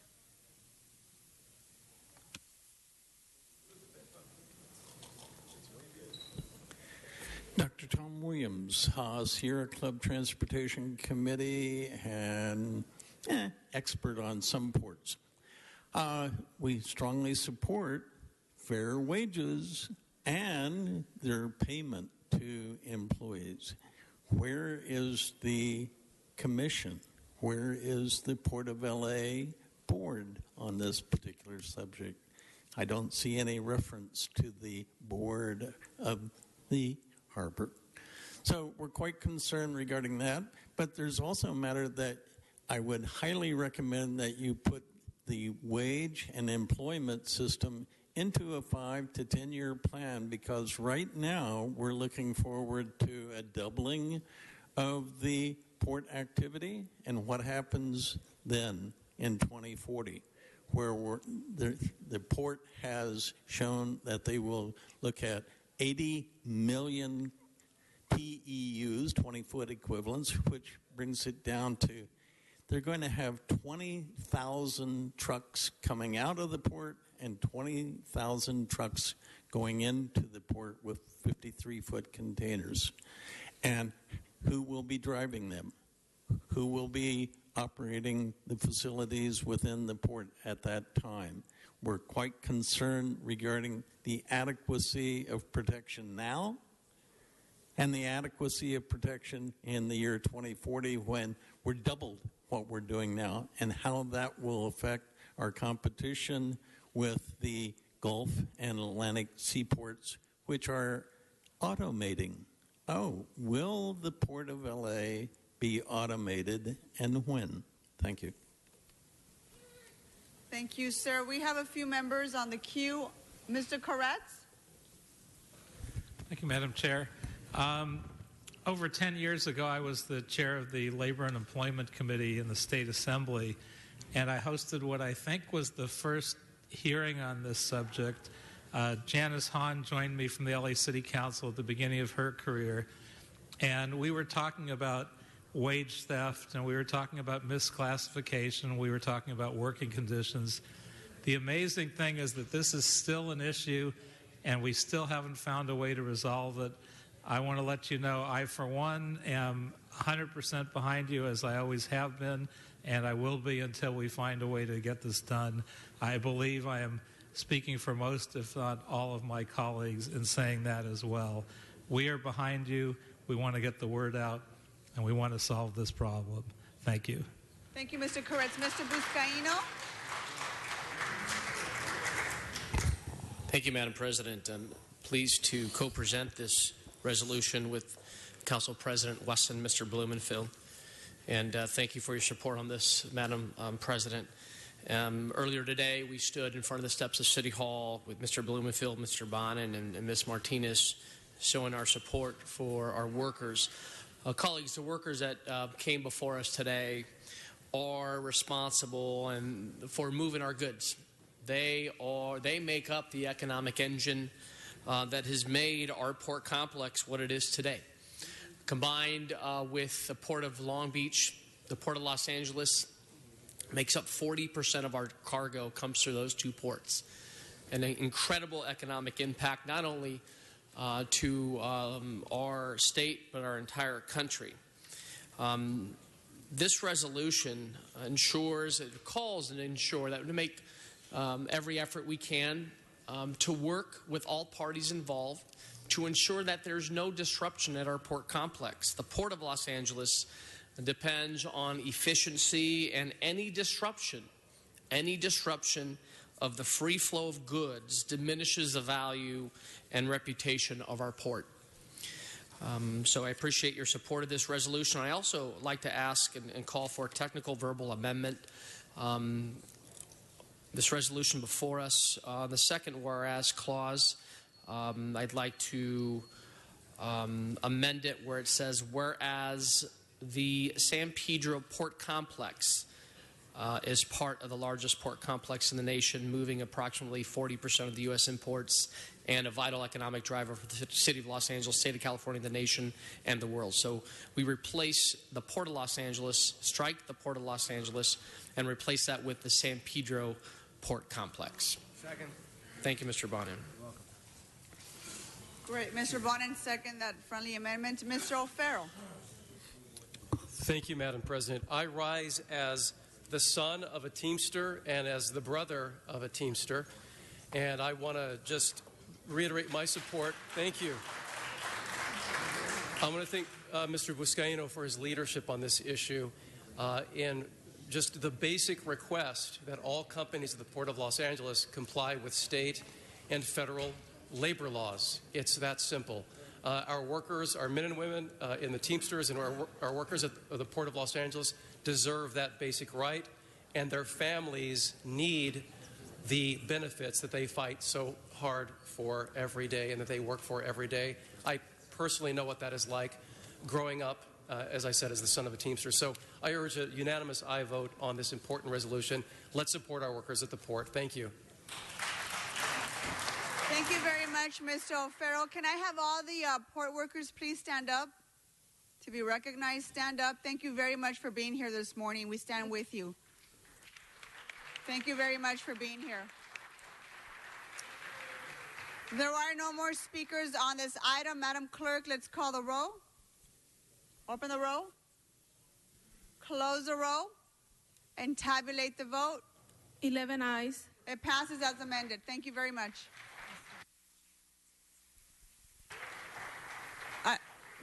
Mr. Blumenfield for a special introduction. Just a quick introduction. We have some business students from the University of Colorado Boulder. If they want to stand up, they're here. They're studying sustainability. We want to give them a welcome. Thank you for being here.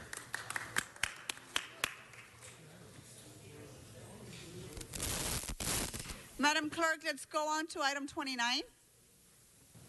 29 called special for cards.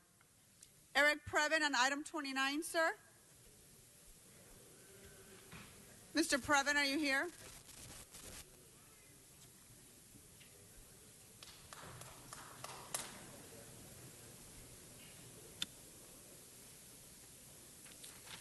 Yes, it's Eric Previn from CD2, and this is a Krikorian Martinez motion to get a little state collection administration of local charges for prepaid mobile telephony services. So basically what we're doing here, as I get it, is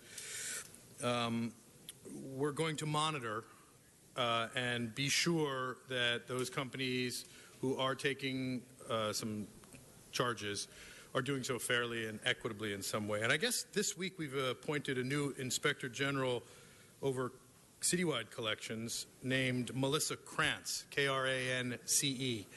And so this might be an area where she's going to dovetail with this group. I don't know. This does seem like a kind of a revenue collection item. This was on the agenda in a way that you could not speak on it, as the city attorney is about to remind, the Melissa Krantz appointment, sir.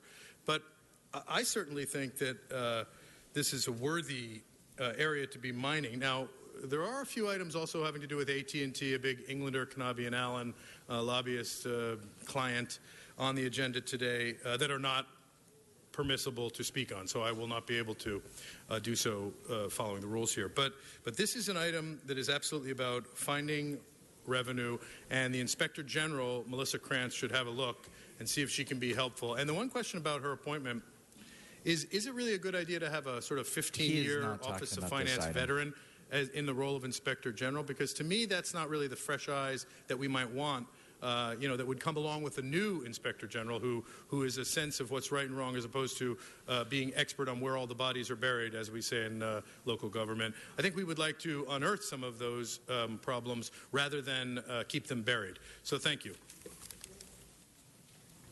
Mr. Wayne Spindler on item 29.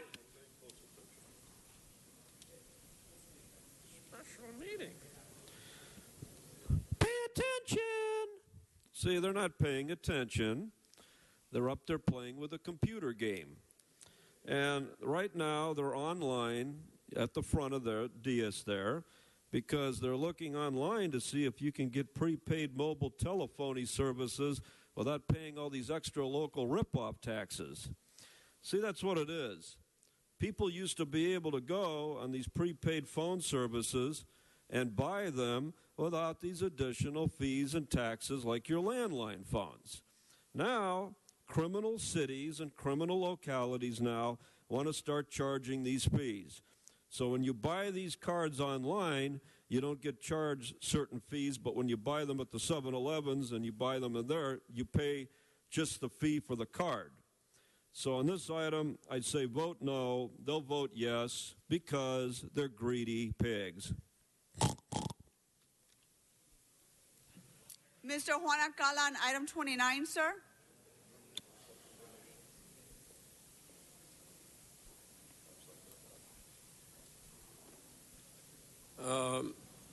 I would think that if you charge more taxes on people, you'll be able to afford a better lunch.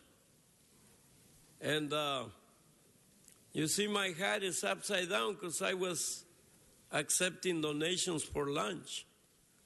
But I don't get as many as you do because you simply tax the people. And, the cell phone service. Mr. Alcala, you have to speak on the item, The sir. cell phone service should not be taxed. It's just an additional tax so we can feed the goat a little better.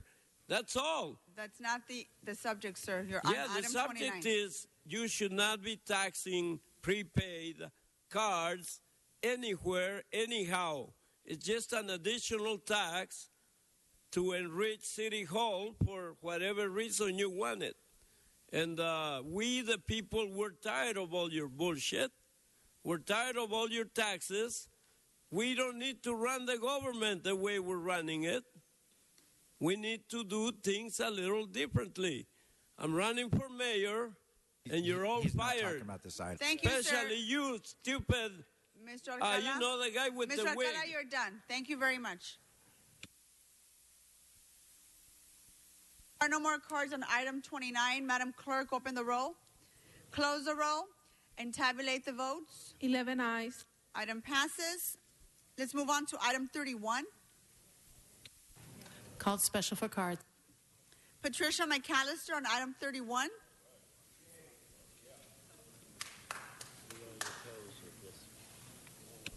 Item 31. I think we need to roll some heads here. Rushmore D. Cervantes, the general manager, he is responsible for allowing $77.3 million to not be spent for housing for the poor here. Now, this is serious. We also need to vote some of you out of office, and we're going to work on that. But this is unacceptable. We have 30,000 homeless in Los Angeles, and 28,000 are black. They're African Americans. We've got African Americans in this city council not doing a darn thing about it. They wouldn't have 28,000 Jews, Mexican, and nobody else on a skid row and homeless in this city. And madam, you can at least show some respect, okay? We can vote you out too. You're the only woman in here, and act like you got some sense, okay? Now, as I was saying, you wouldn't have where's the Mexican skid row? You know why we don't have one? Because they're living in affordable housing. She's not talking We need about to this. stop giving illegals who come in here and have a baby, give them the affordable housing and put black people on the street. There's a difference in somebody coming in under 18-wheeler than somebody waiting 5 years to come in here This is not item legally. 31, ma'am. Now, like You I gotta said, bring back to item 31. I am against this. I think Rushmore Cervantes needs to give us an explanation of why this $77.3 million. Mr. Alcala, I'm going to was ask you not to please spent. be respectful, sir. This money was meant to go in some pockets. See, I know the political game. You're using this homeless situation to profit. And I'll be darned if I sit back and watch it happen. So you're, Okay, ma'am, some of you you're off topic. Some of you Thank need you to very be much. in prison. And let me speak. I'm talking You're about not- this you're right not here. speaking about the this subject, sir. resolution here. to adopt the accompanying resolution to support the Community Investment Department. I think we need a federal investigation. Thank you. The next speaker is Mr. Walsh. Item 31, sir.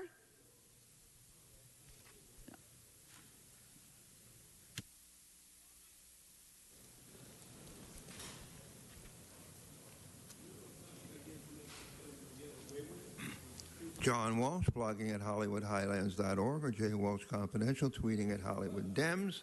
This is a item concerning affordable housing. And as you know, when you do a good job, I'm the first to congratulate you. I'm not one of those, nasty old men, oh, get out of the world, oh, you're all crooked. No. Every once in a while, you're capable of doing something right. And we need more affordable housing, and even more, we need to make sure that you're not demolishing affordable housing for unaffordable housing. I don't need the full 2 minutes. HollywoodHighlands.org. Thank you, Mr. Walsh. Next speaker, Wayne Spindler. Item 31. Followed by Mr. Alcala. Yes, we need in this plan build affordable housing in the wealthy areas of the city, because you have to comply with the federal law. You cannot continue to over-densify the poverty-stricken areas for housing, for affordable housing alone. So you need to start building affordable housing in Cheviot Hills, Sherman Oaks, yes, even Encino, and over near the border of Malibu and Pacific Palisades. And I know that Mike Bonin would really enjoy putting up a homeless shelter over there in Pacific Palisades. I know the people over there are so liberal and so welcoming to the less fortunate. So let's move in this motion to put the first of these projects in the top 1%, according to the Commerce report we received 2 weeks ago. Mr. Alcala. Item 31. It really makes me mad when somebody, because they're not Mexican, they're black or white, speak against Mexicans. And where is the Mexican Skid Row? Mr. Alcala, this is item 31, sir. Yeah, I'm talking about affordable You're housing. talking about other people. This is item Just 31. like the lady was talking about, where is the Mexican Skid Row? Well, go look and see at the hills of Tijuana. They all look like Skid Row. The subject is affordable housing anywhere in the fucking world.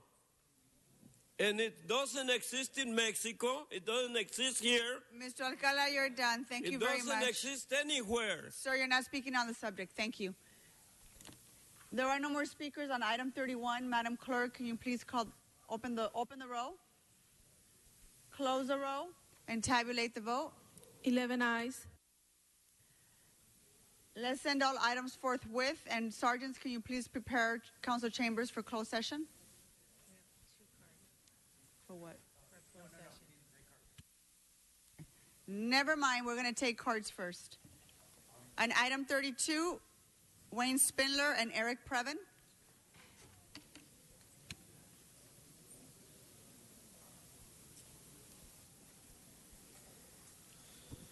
Yes, this is going to be a budget and committee meeting issue, so they're going to defer to Councilman Krikorian, yes, the GOAT, and they're going to bring their trash from the DWP over to here for you to give them the money to bail them out of all their criminal activity.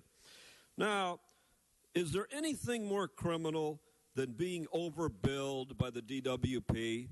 Is there anything worse in life than having a criminal organization providing water and power to you and stealing your money to give an additional assessment of fees on those bills?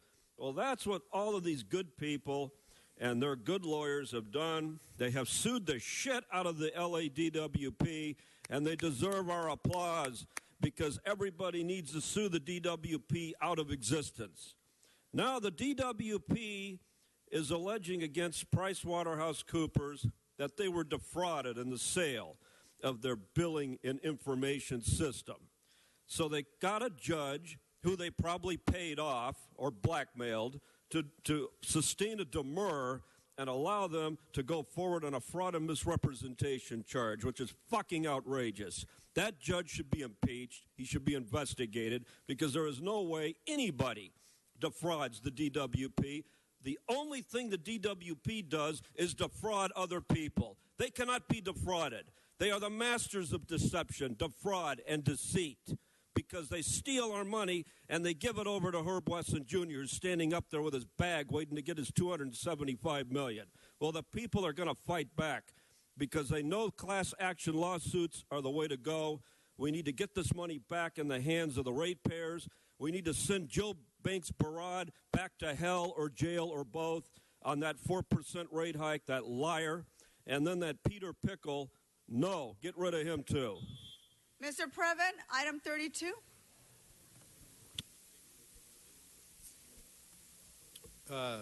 Thank you, Council President. Is this on? Yeah, okay. Thank you, Council President Martinez. It is Eric Previn from CD2. This is a complex lawsuit, clearly. We have heard a lot about the issues that involved the new customer information and billing system that they implemented a little while ago, and there were allegations of breach of contract, obviously fraud, and misrepresentation. Now, there are multiple attacks here. There's attacking the DWP, they're attacking LA City, that's you all, and I believe they're also attacking PricewaterhouseCoopers, who are always doing an outstanding job of getting with the program. Unfortunately, on this particular matter, the question has arisen, are we the city attorney who's busy campaigning at the moment, but is there a private firm who's handling these matters for the city of Los Angeles is the question, and if you could, Mr. O'Connell, make that clear, because I do think it's appropriate to at least acknowledge whether or not we're using outside counsel or city attorney resources on such a battle. And why is the DWP ratepayer not making statements in these meetings appropriately? Today, Mr. Krikorian had to endure some misinformation about the Glendale Burbank detail where they are seeking to use some of the city's resources, the DWP, and DWP is settling with them. That's not he should come up and say, this is what's going on, I think it's okay. To simply have information flowing around improperly and then to go into a closed session without any sense of where we are in the process. I mean, I'm very delighted that you've allowed us to address it at least. This is a rare turn of events for this group. But I would ask that, first of all, we settle the lawsuit and that we pay back the money that was improperly charged and overcharged forthwith. Thank you. Thank you, Madam Clerk. That concludes cards on this item.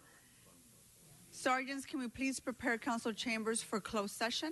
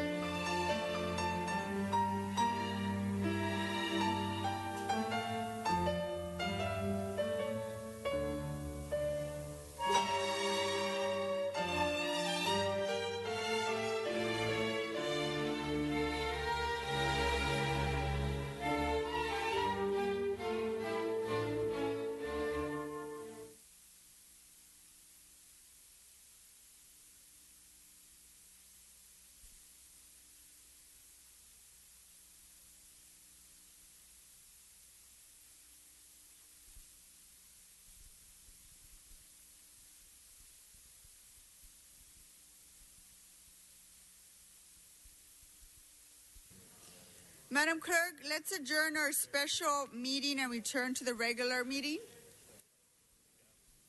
Madam Clerk, what's before us? Item 18 is called special by Councilmember O'Farrell. Mr. O'Farrell, item 18. Thank you. Thank you, Madam Chair. Just I want to rise briefly and actually thank Councilmember Felipe Fuentes for acting so quickly as Chair of Energy and the Environment on the issue that was brought to our attention with a series of articles that were published last summer in relation to a period between 2010 and 2015 where requests for illegal dumping in specific parts of the city were woefully neglected. The issue was heard very rapidly in his committee after this council acted on a couple of motions. And the following, as a result of that quick action, I think we're going to be in a pretty good position to identify the following from the report that we are approving so it can come back to committee to explore the following. In relation to bulky item dumping, which is really an enormous epidemic across the city that all of us grapple with on a daily basis.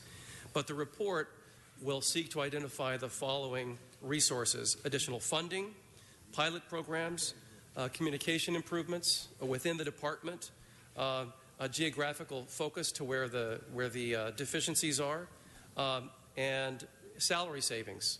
So I think we're heading in the right direction that's actually going to benefit our neighborhoods. And we've uncovered a lot of things through this effort. And again, I want to thank our chair, Felipe Fuentes. We're also going to take a look at an extension of multifamily bulky item pickups in relation to condominiums on fees that the city currently is not collecting, but we should be. So I think that additional resources are going to be coming to the sanitation department, and our city, as a result of this work that we're engaging in, will become a lot cleaner than it currently is. So again, thank you, and I urge a unanimous aye vote for this report. Thank you. Thank you, Mr. O'Farrell. Mr. Vizcaino? Thank you, Madam President. Thank you, Mr. Fuentes, for bringing this item before us. Colleagues, some of those resources that Mr. O'Farrell just mentioned was the importance of having enforcement piece to this issue. Oftentimes, we, as all of us experience, we send out our nonprofit groups, we send out an amazing sanitation crew that day in and day out addresses these bulky item pickups and these illegal dumping locations, and yet over and over, once we pick up the items and the trash, within a matter of days, the same location gets dumped upon again. We've experienced it over and over in Watts, through our alleys, parts of Wilmington, parts of San Pedro. We're blessed to have a great working relationship with Sarah Washington at Sanitation and the crews at Sanitation, and some of our local nonprofits like Clean San Pedro, GAP, the Beacon House. But unless we look at the enforcement pieces that's going to be attached to adding those resources, whether they're cameras, getting more city attorneys involved to hear these cases, and the education piece, and letting people know that there are rewards that are being offered right now every time you see someone dump. These are the resources that we need. Otherwise, we will never change the culture of addressing this problem in the city, very similar like hit and runs. We need to do everything we can to look at the enforcement piece and the education piece to address this ongoing quality of life problem. So I too stand and support Mr. Fuentes and this item before us, and want to also take this opportunity to thank Sanitation, the Department of Sanitation, for being responsive to our residents' concerns, and ask for an aye vote as well. Thank you. Madam Clerk, there are no more speakers on item 18. Let's open the roll, close the roll, and tabulate the vote. 10 ayes. Item passes. Madam Clerk, there's been a request to continue item 3 until November 10th. And that's without objection? Yes, without objection. Let's move on to item 22. Item 22, called special for cards. Mr. Eric Previn, item 22.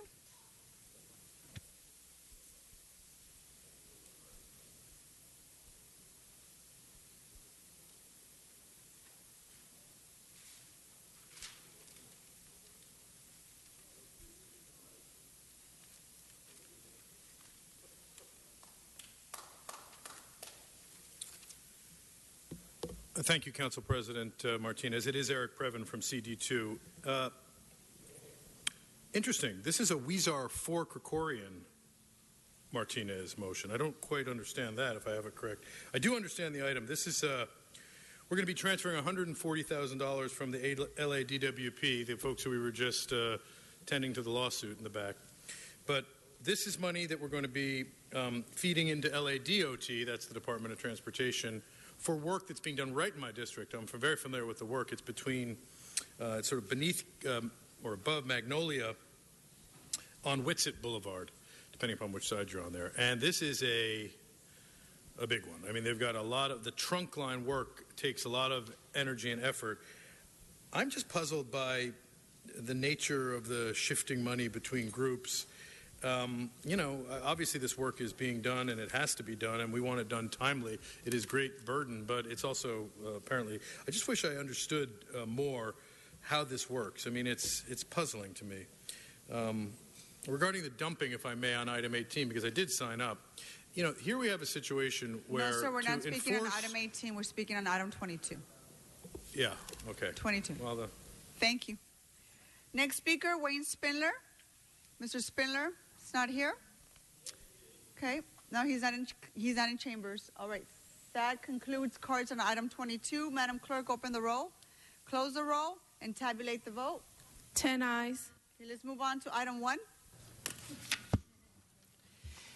And on item 1, there are requests to continue items B, I, J, K, Q, and P for 2 weeks to November 13th. Item F for 3 weeks to November 20th. And item M for 30 days to December 1. Okay, without objection, I have one card, Mr. Spindler. He's not here. Let's vote on the remaining items. Let's open the roll. Sir, did you fill out a card? I don't have a card for you. Sir, did you fill out a speaking card? What is the address, sir? Mohinder. No, I don't have a card for you. But what is your address? Can you speak into the mic? Your address. My name is Mohinder Matu, and the address is 501 South Broadway, Los Angeles, aka 312 West 5th Street, Los Angeles. And the reason I'm here, I got this. Sir, your item's been continued. It's Okay. 1J. Yes. Madam Clerk, what's the date? Continued for 2 weeks until November 13th. Your item's been continued for 2 weeks, sir. Okay, so I don't have to explain anything? No, you don't have to. Unless you want to, but it's been continued for 2 weeks. Okay, that's Would you fine. like to speak to staff regarding that? Can I just say Sure. a couple of things? There was an accident a couple of years ago at this location, and I'm the tenant. And I never knew anything about this letter that came through until a month ago from the landlord requiring permits at the time of repairs. And he's responsible for this, and he repaired it.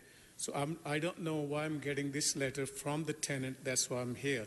So I will get with the tenant and the inspector and see if we can resolve this.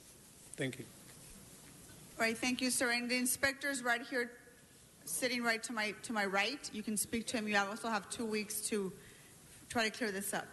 Madam Clerk, let's vote on the remaining items. Let's open the roll, close the roll, and tabulate the vote. 10 ayes. Okay, let's end all items forthwith. All items on today's regular agenda? Yes. Thank you. Okay, what's before us, Madam Clerk? That takes council to general public comment.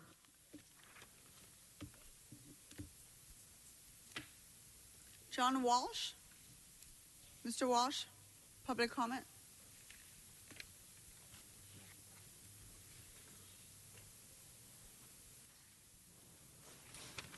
John Walsh, blogging at HollywoodHighlands.org.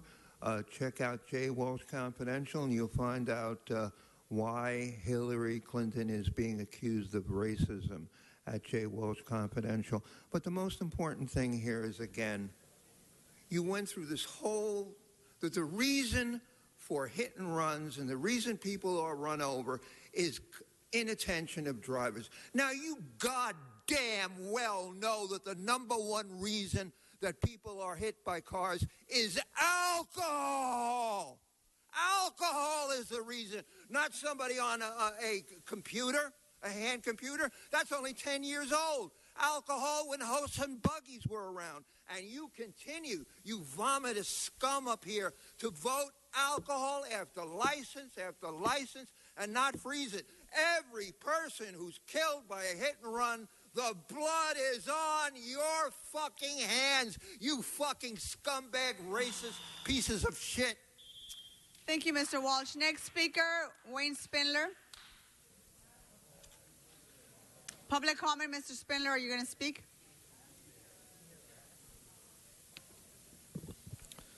Yes, the thieves. Another meeting today. Marcy Edwards, the head of the DWP, was here.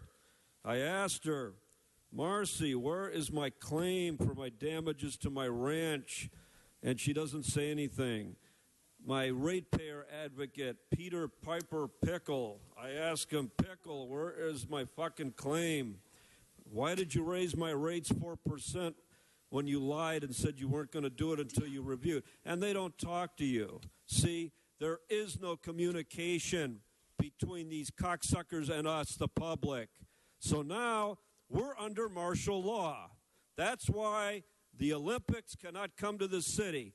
This place is under martial fucking law. It is too dangerous. The police commission cannot even hold their meetings because it's so dangerous. Do not bring the Olympics here. Stay away, Olympics. The Olympics cannot come here. It's too dangerous. Next speaker, Dr. Tom Williams.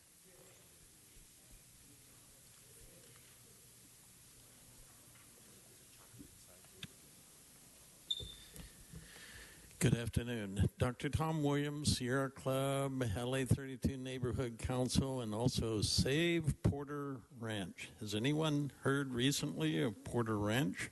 It's the place where you can smell the gas works. However, this is only the third of several different issues regarding Southern California Gas Company and their dereliction.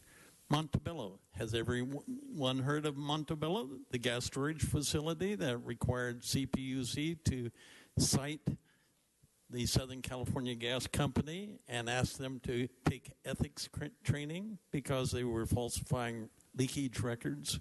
Same way with Playa del Rey and the explosions on January the 6th, 2013. We don't know what happened there. Same way with Porter Ranch. They tell us lies, then they tell us this truth, then that truth, and it's a question as to who can we trust. Thank you. Next speaker, Eric Previn. Mr. Previn, are you here?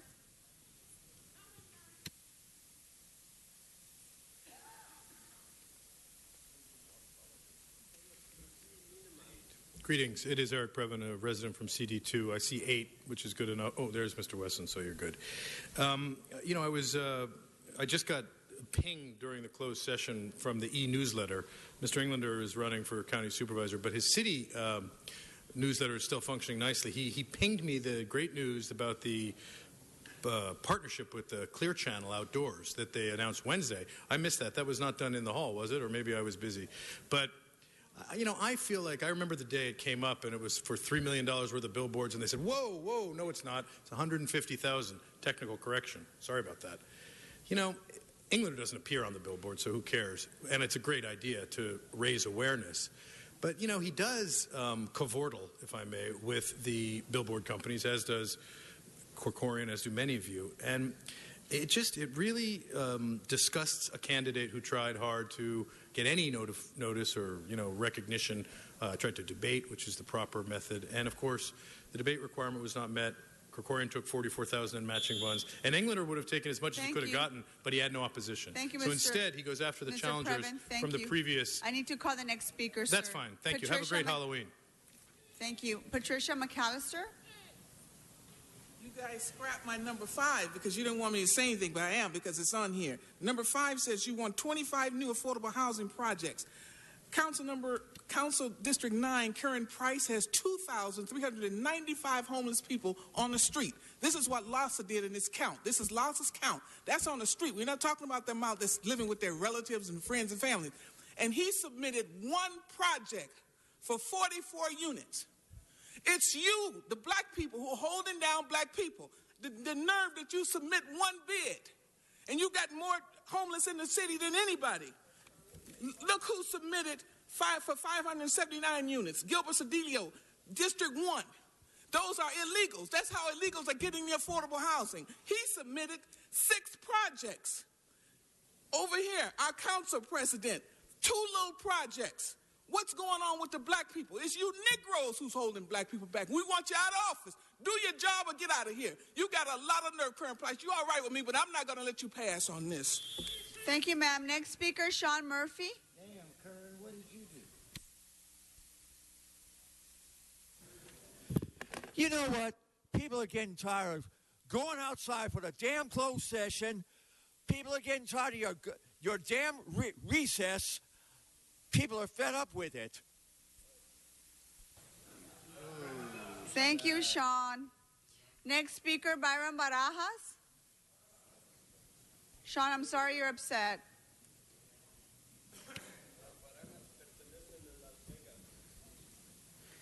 Yeah. Go ahead, Mr. Barajas. All right. On our website, if we don't match up to what Obama is doing against China, our organization is in jeopardy. Speaking of the situation, is very simple.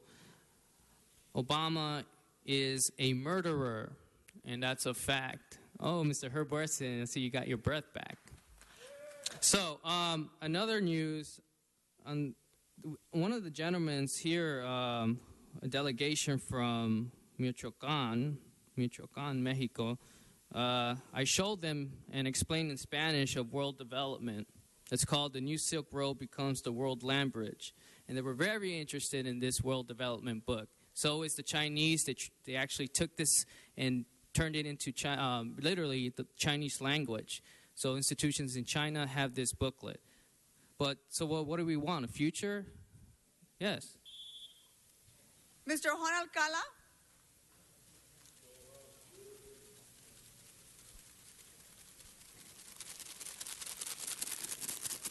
I bring my own cheering crowd. 1 minute of this. No, you're not speaking on. That's free speech. Free speech includes sound effects. You goat, shut up. Shut up, you goat. Can you? Krikorian he's disrupting the meeting now. Interrupting my free speech. Shut up, Krikorian. Go back to wherever the hell Mr. you Alcala, I'm going to ask you to sit down. He's interrupting. Please sit down. No, you're not speaking on public comment. Next speaker, Henry Marin. No. Mr. Alcala is still disrupting the meeting for the record. Mr. Alcala continues to disrupt the meeting. He's being escorted out. Thank you very much. Mr. Henry Marin, go ahead. Yes, I'd like to thank our public officials and union officials in L.A. County for agreeing to hold money for public employees on a temporary and ongoing basis. And I want to thank Keith Comrie and Ron Deaton of the past CAO and CLA for making sure that the money a city employees take-home pay would be held by the city for future payments to Lacers when the city decided to lift the freeze on permanent positions.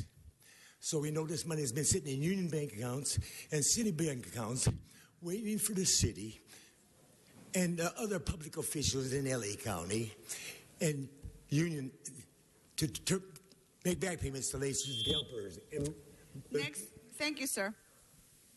Next speaker, Ruth Sarnoff.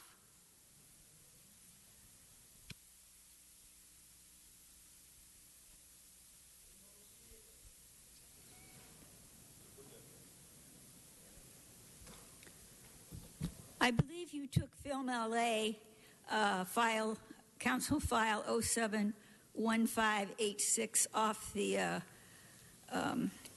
agenda today. I am appearing because I do not believe there's evidence that there was ever a public hearing by the full council.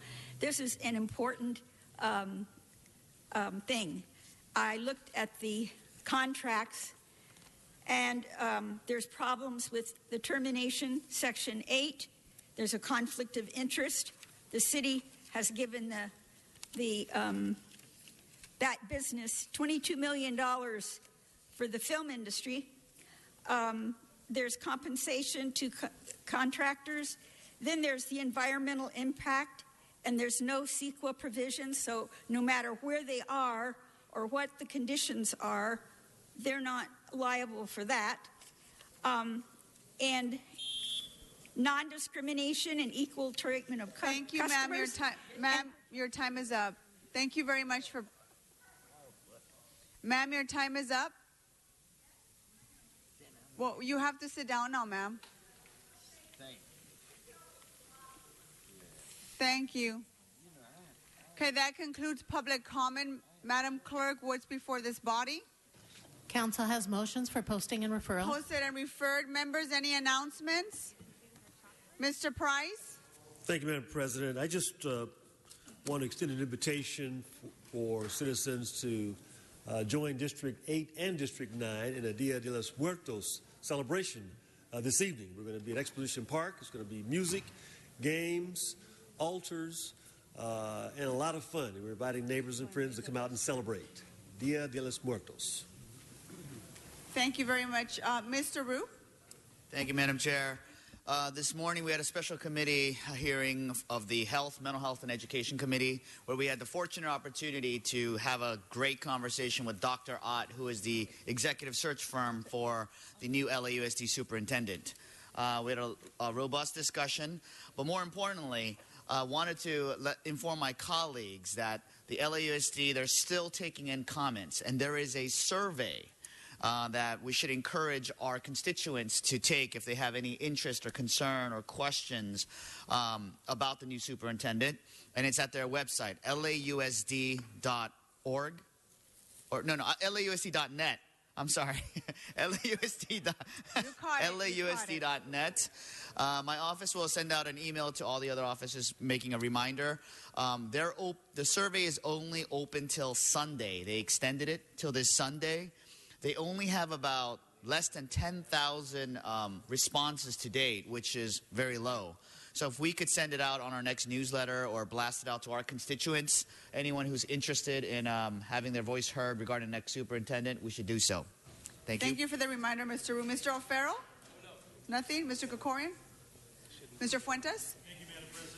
So 13520 Pacoima, Van Nuys Boulevard in Pacoima. We're having our Day of the Dead Festival this Saturday and Sunday from noon to 10 on Saturday and from 11 to 6 on Sunday. 13520 Van Nuys Boulevard, Day of the Dead. We're going to have food, altars, music, lots of culture. Nice. It's going to be fantastic.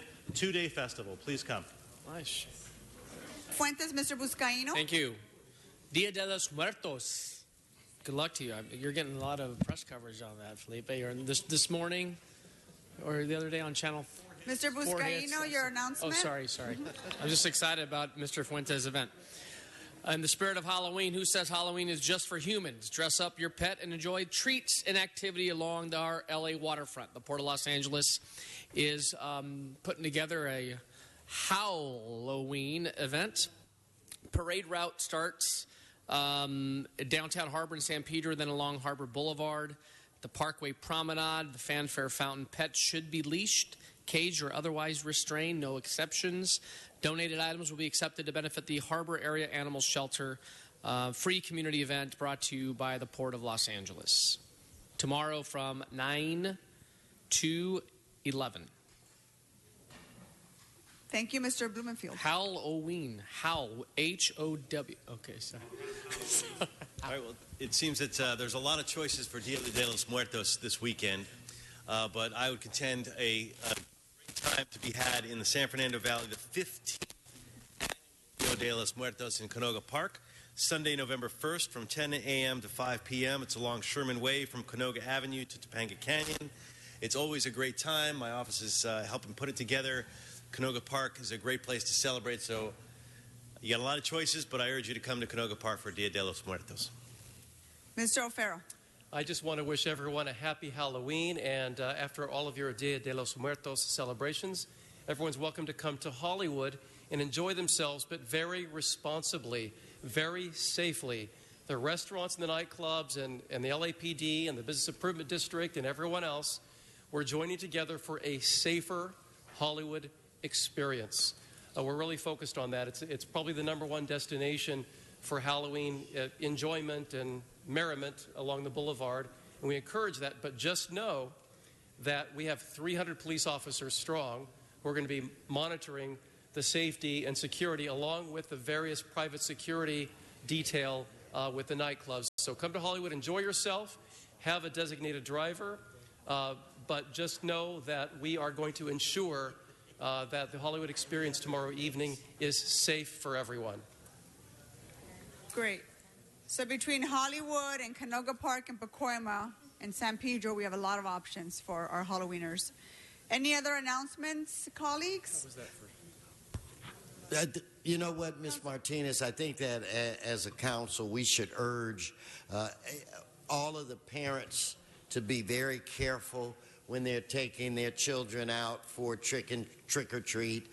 Make sure they check the bags, make sure that everything is safe. Do not let them go out alone. And so I think that the city council, I think we can urge all of the adults to be careful and make sure their children are safe. Mr. Krikorian. Well, and just to add to that, Mr. President, since we did have the presentation earlier about pedestrian safety and distracted driving, there's no day of the year when that issue is more important for drivers to remember than Halloween. Trick-or-treaters are out as early as dusk, and they're not always crossing safely. They're trying to get to the houses to trick-or-treat. And so I would just echo the council president urging drivers, please show extra care this evening as you're driving home and as you're driving about town this evening. And remember that a lot of times costumes are dark. It's difficult to see kids as they're crossing, and they're not always going to be as attentive as they otherwise would be because they're excited. So please, let's take a few extra moments, drive a little slower, drive a little bit more carefully, actually stop at the stop signs instead of rolling through them, even in residential areas, and please keep our kids safe. Thank you for the reminder, Mr. Krikorian. Mr. Rue? Yes, just wanted to remind all my colleagues that El Nino Preparedness launch is going to happen November 9th.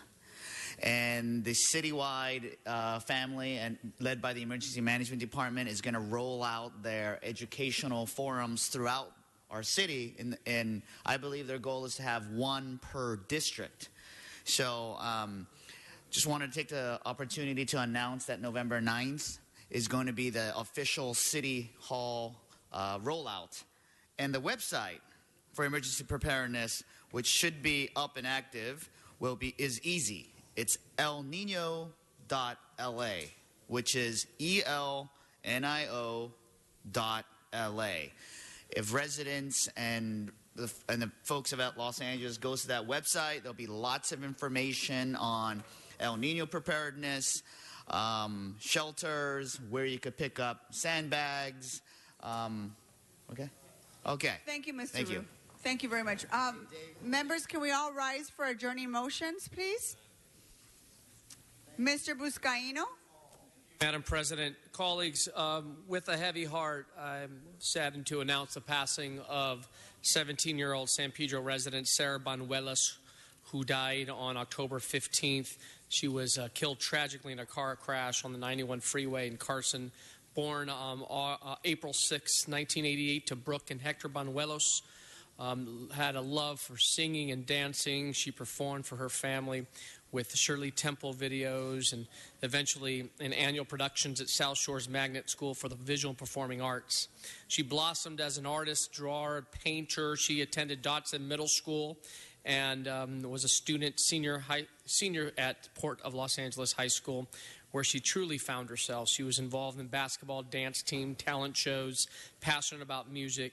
When she wasn't busy impressing her teachers in class, she was busy serving in the youth and government program at the San Pedro YMCA.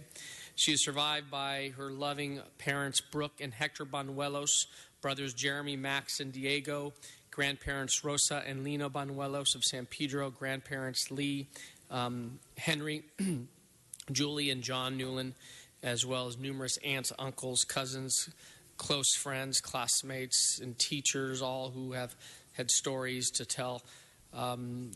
She touched so many lives. What she was just a tragic loss for us in the harbor area.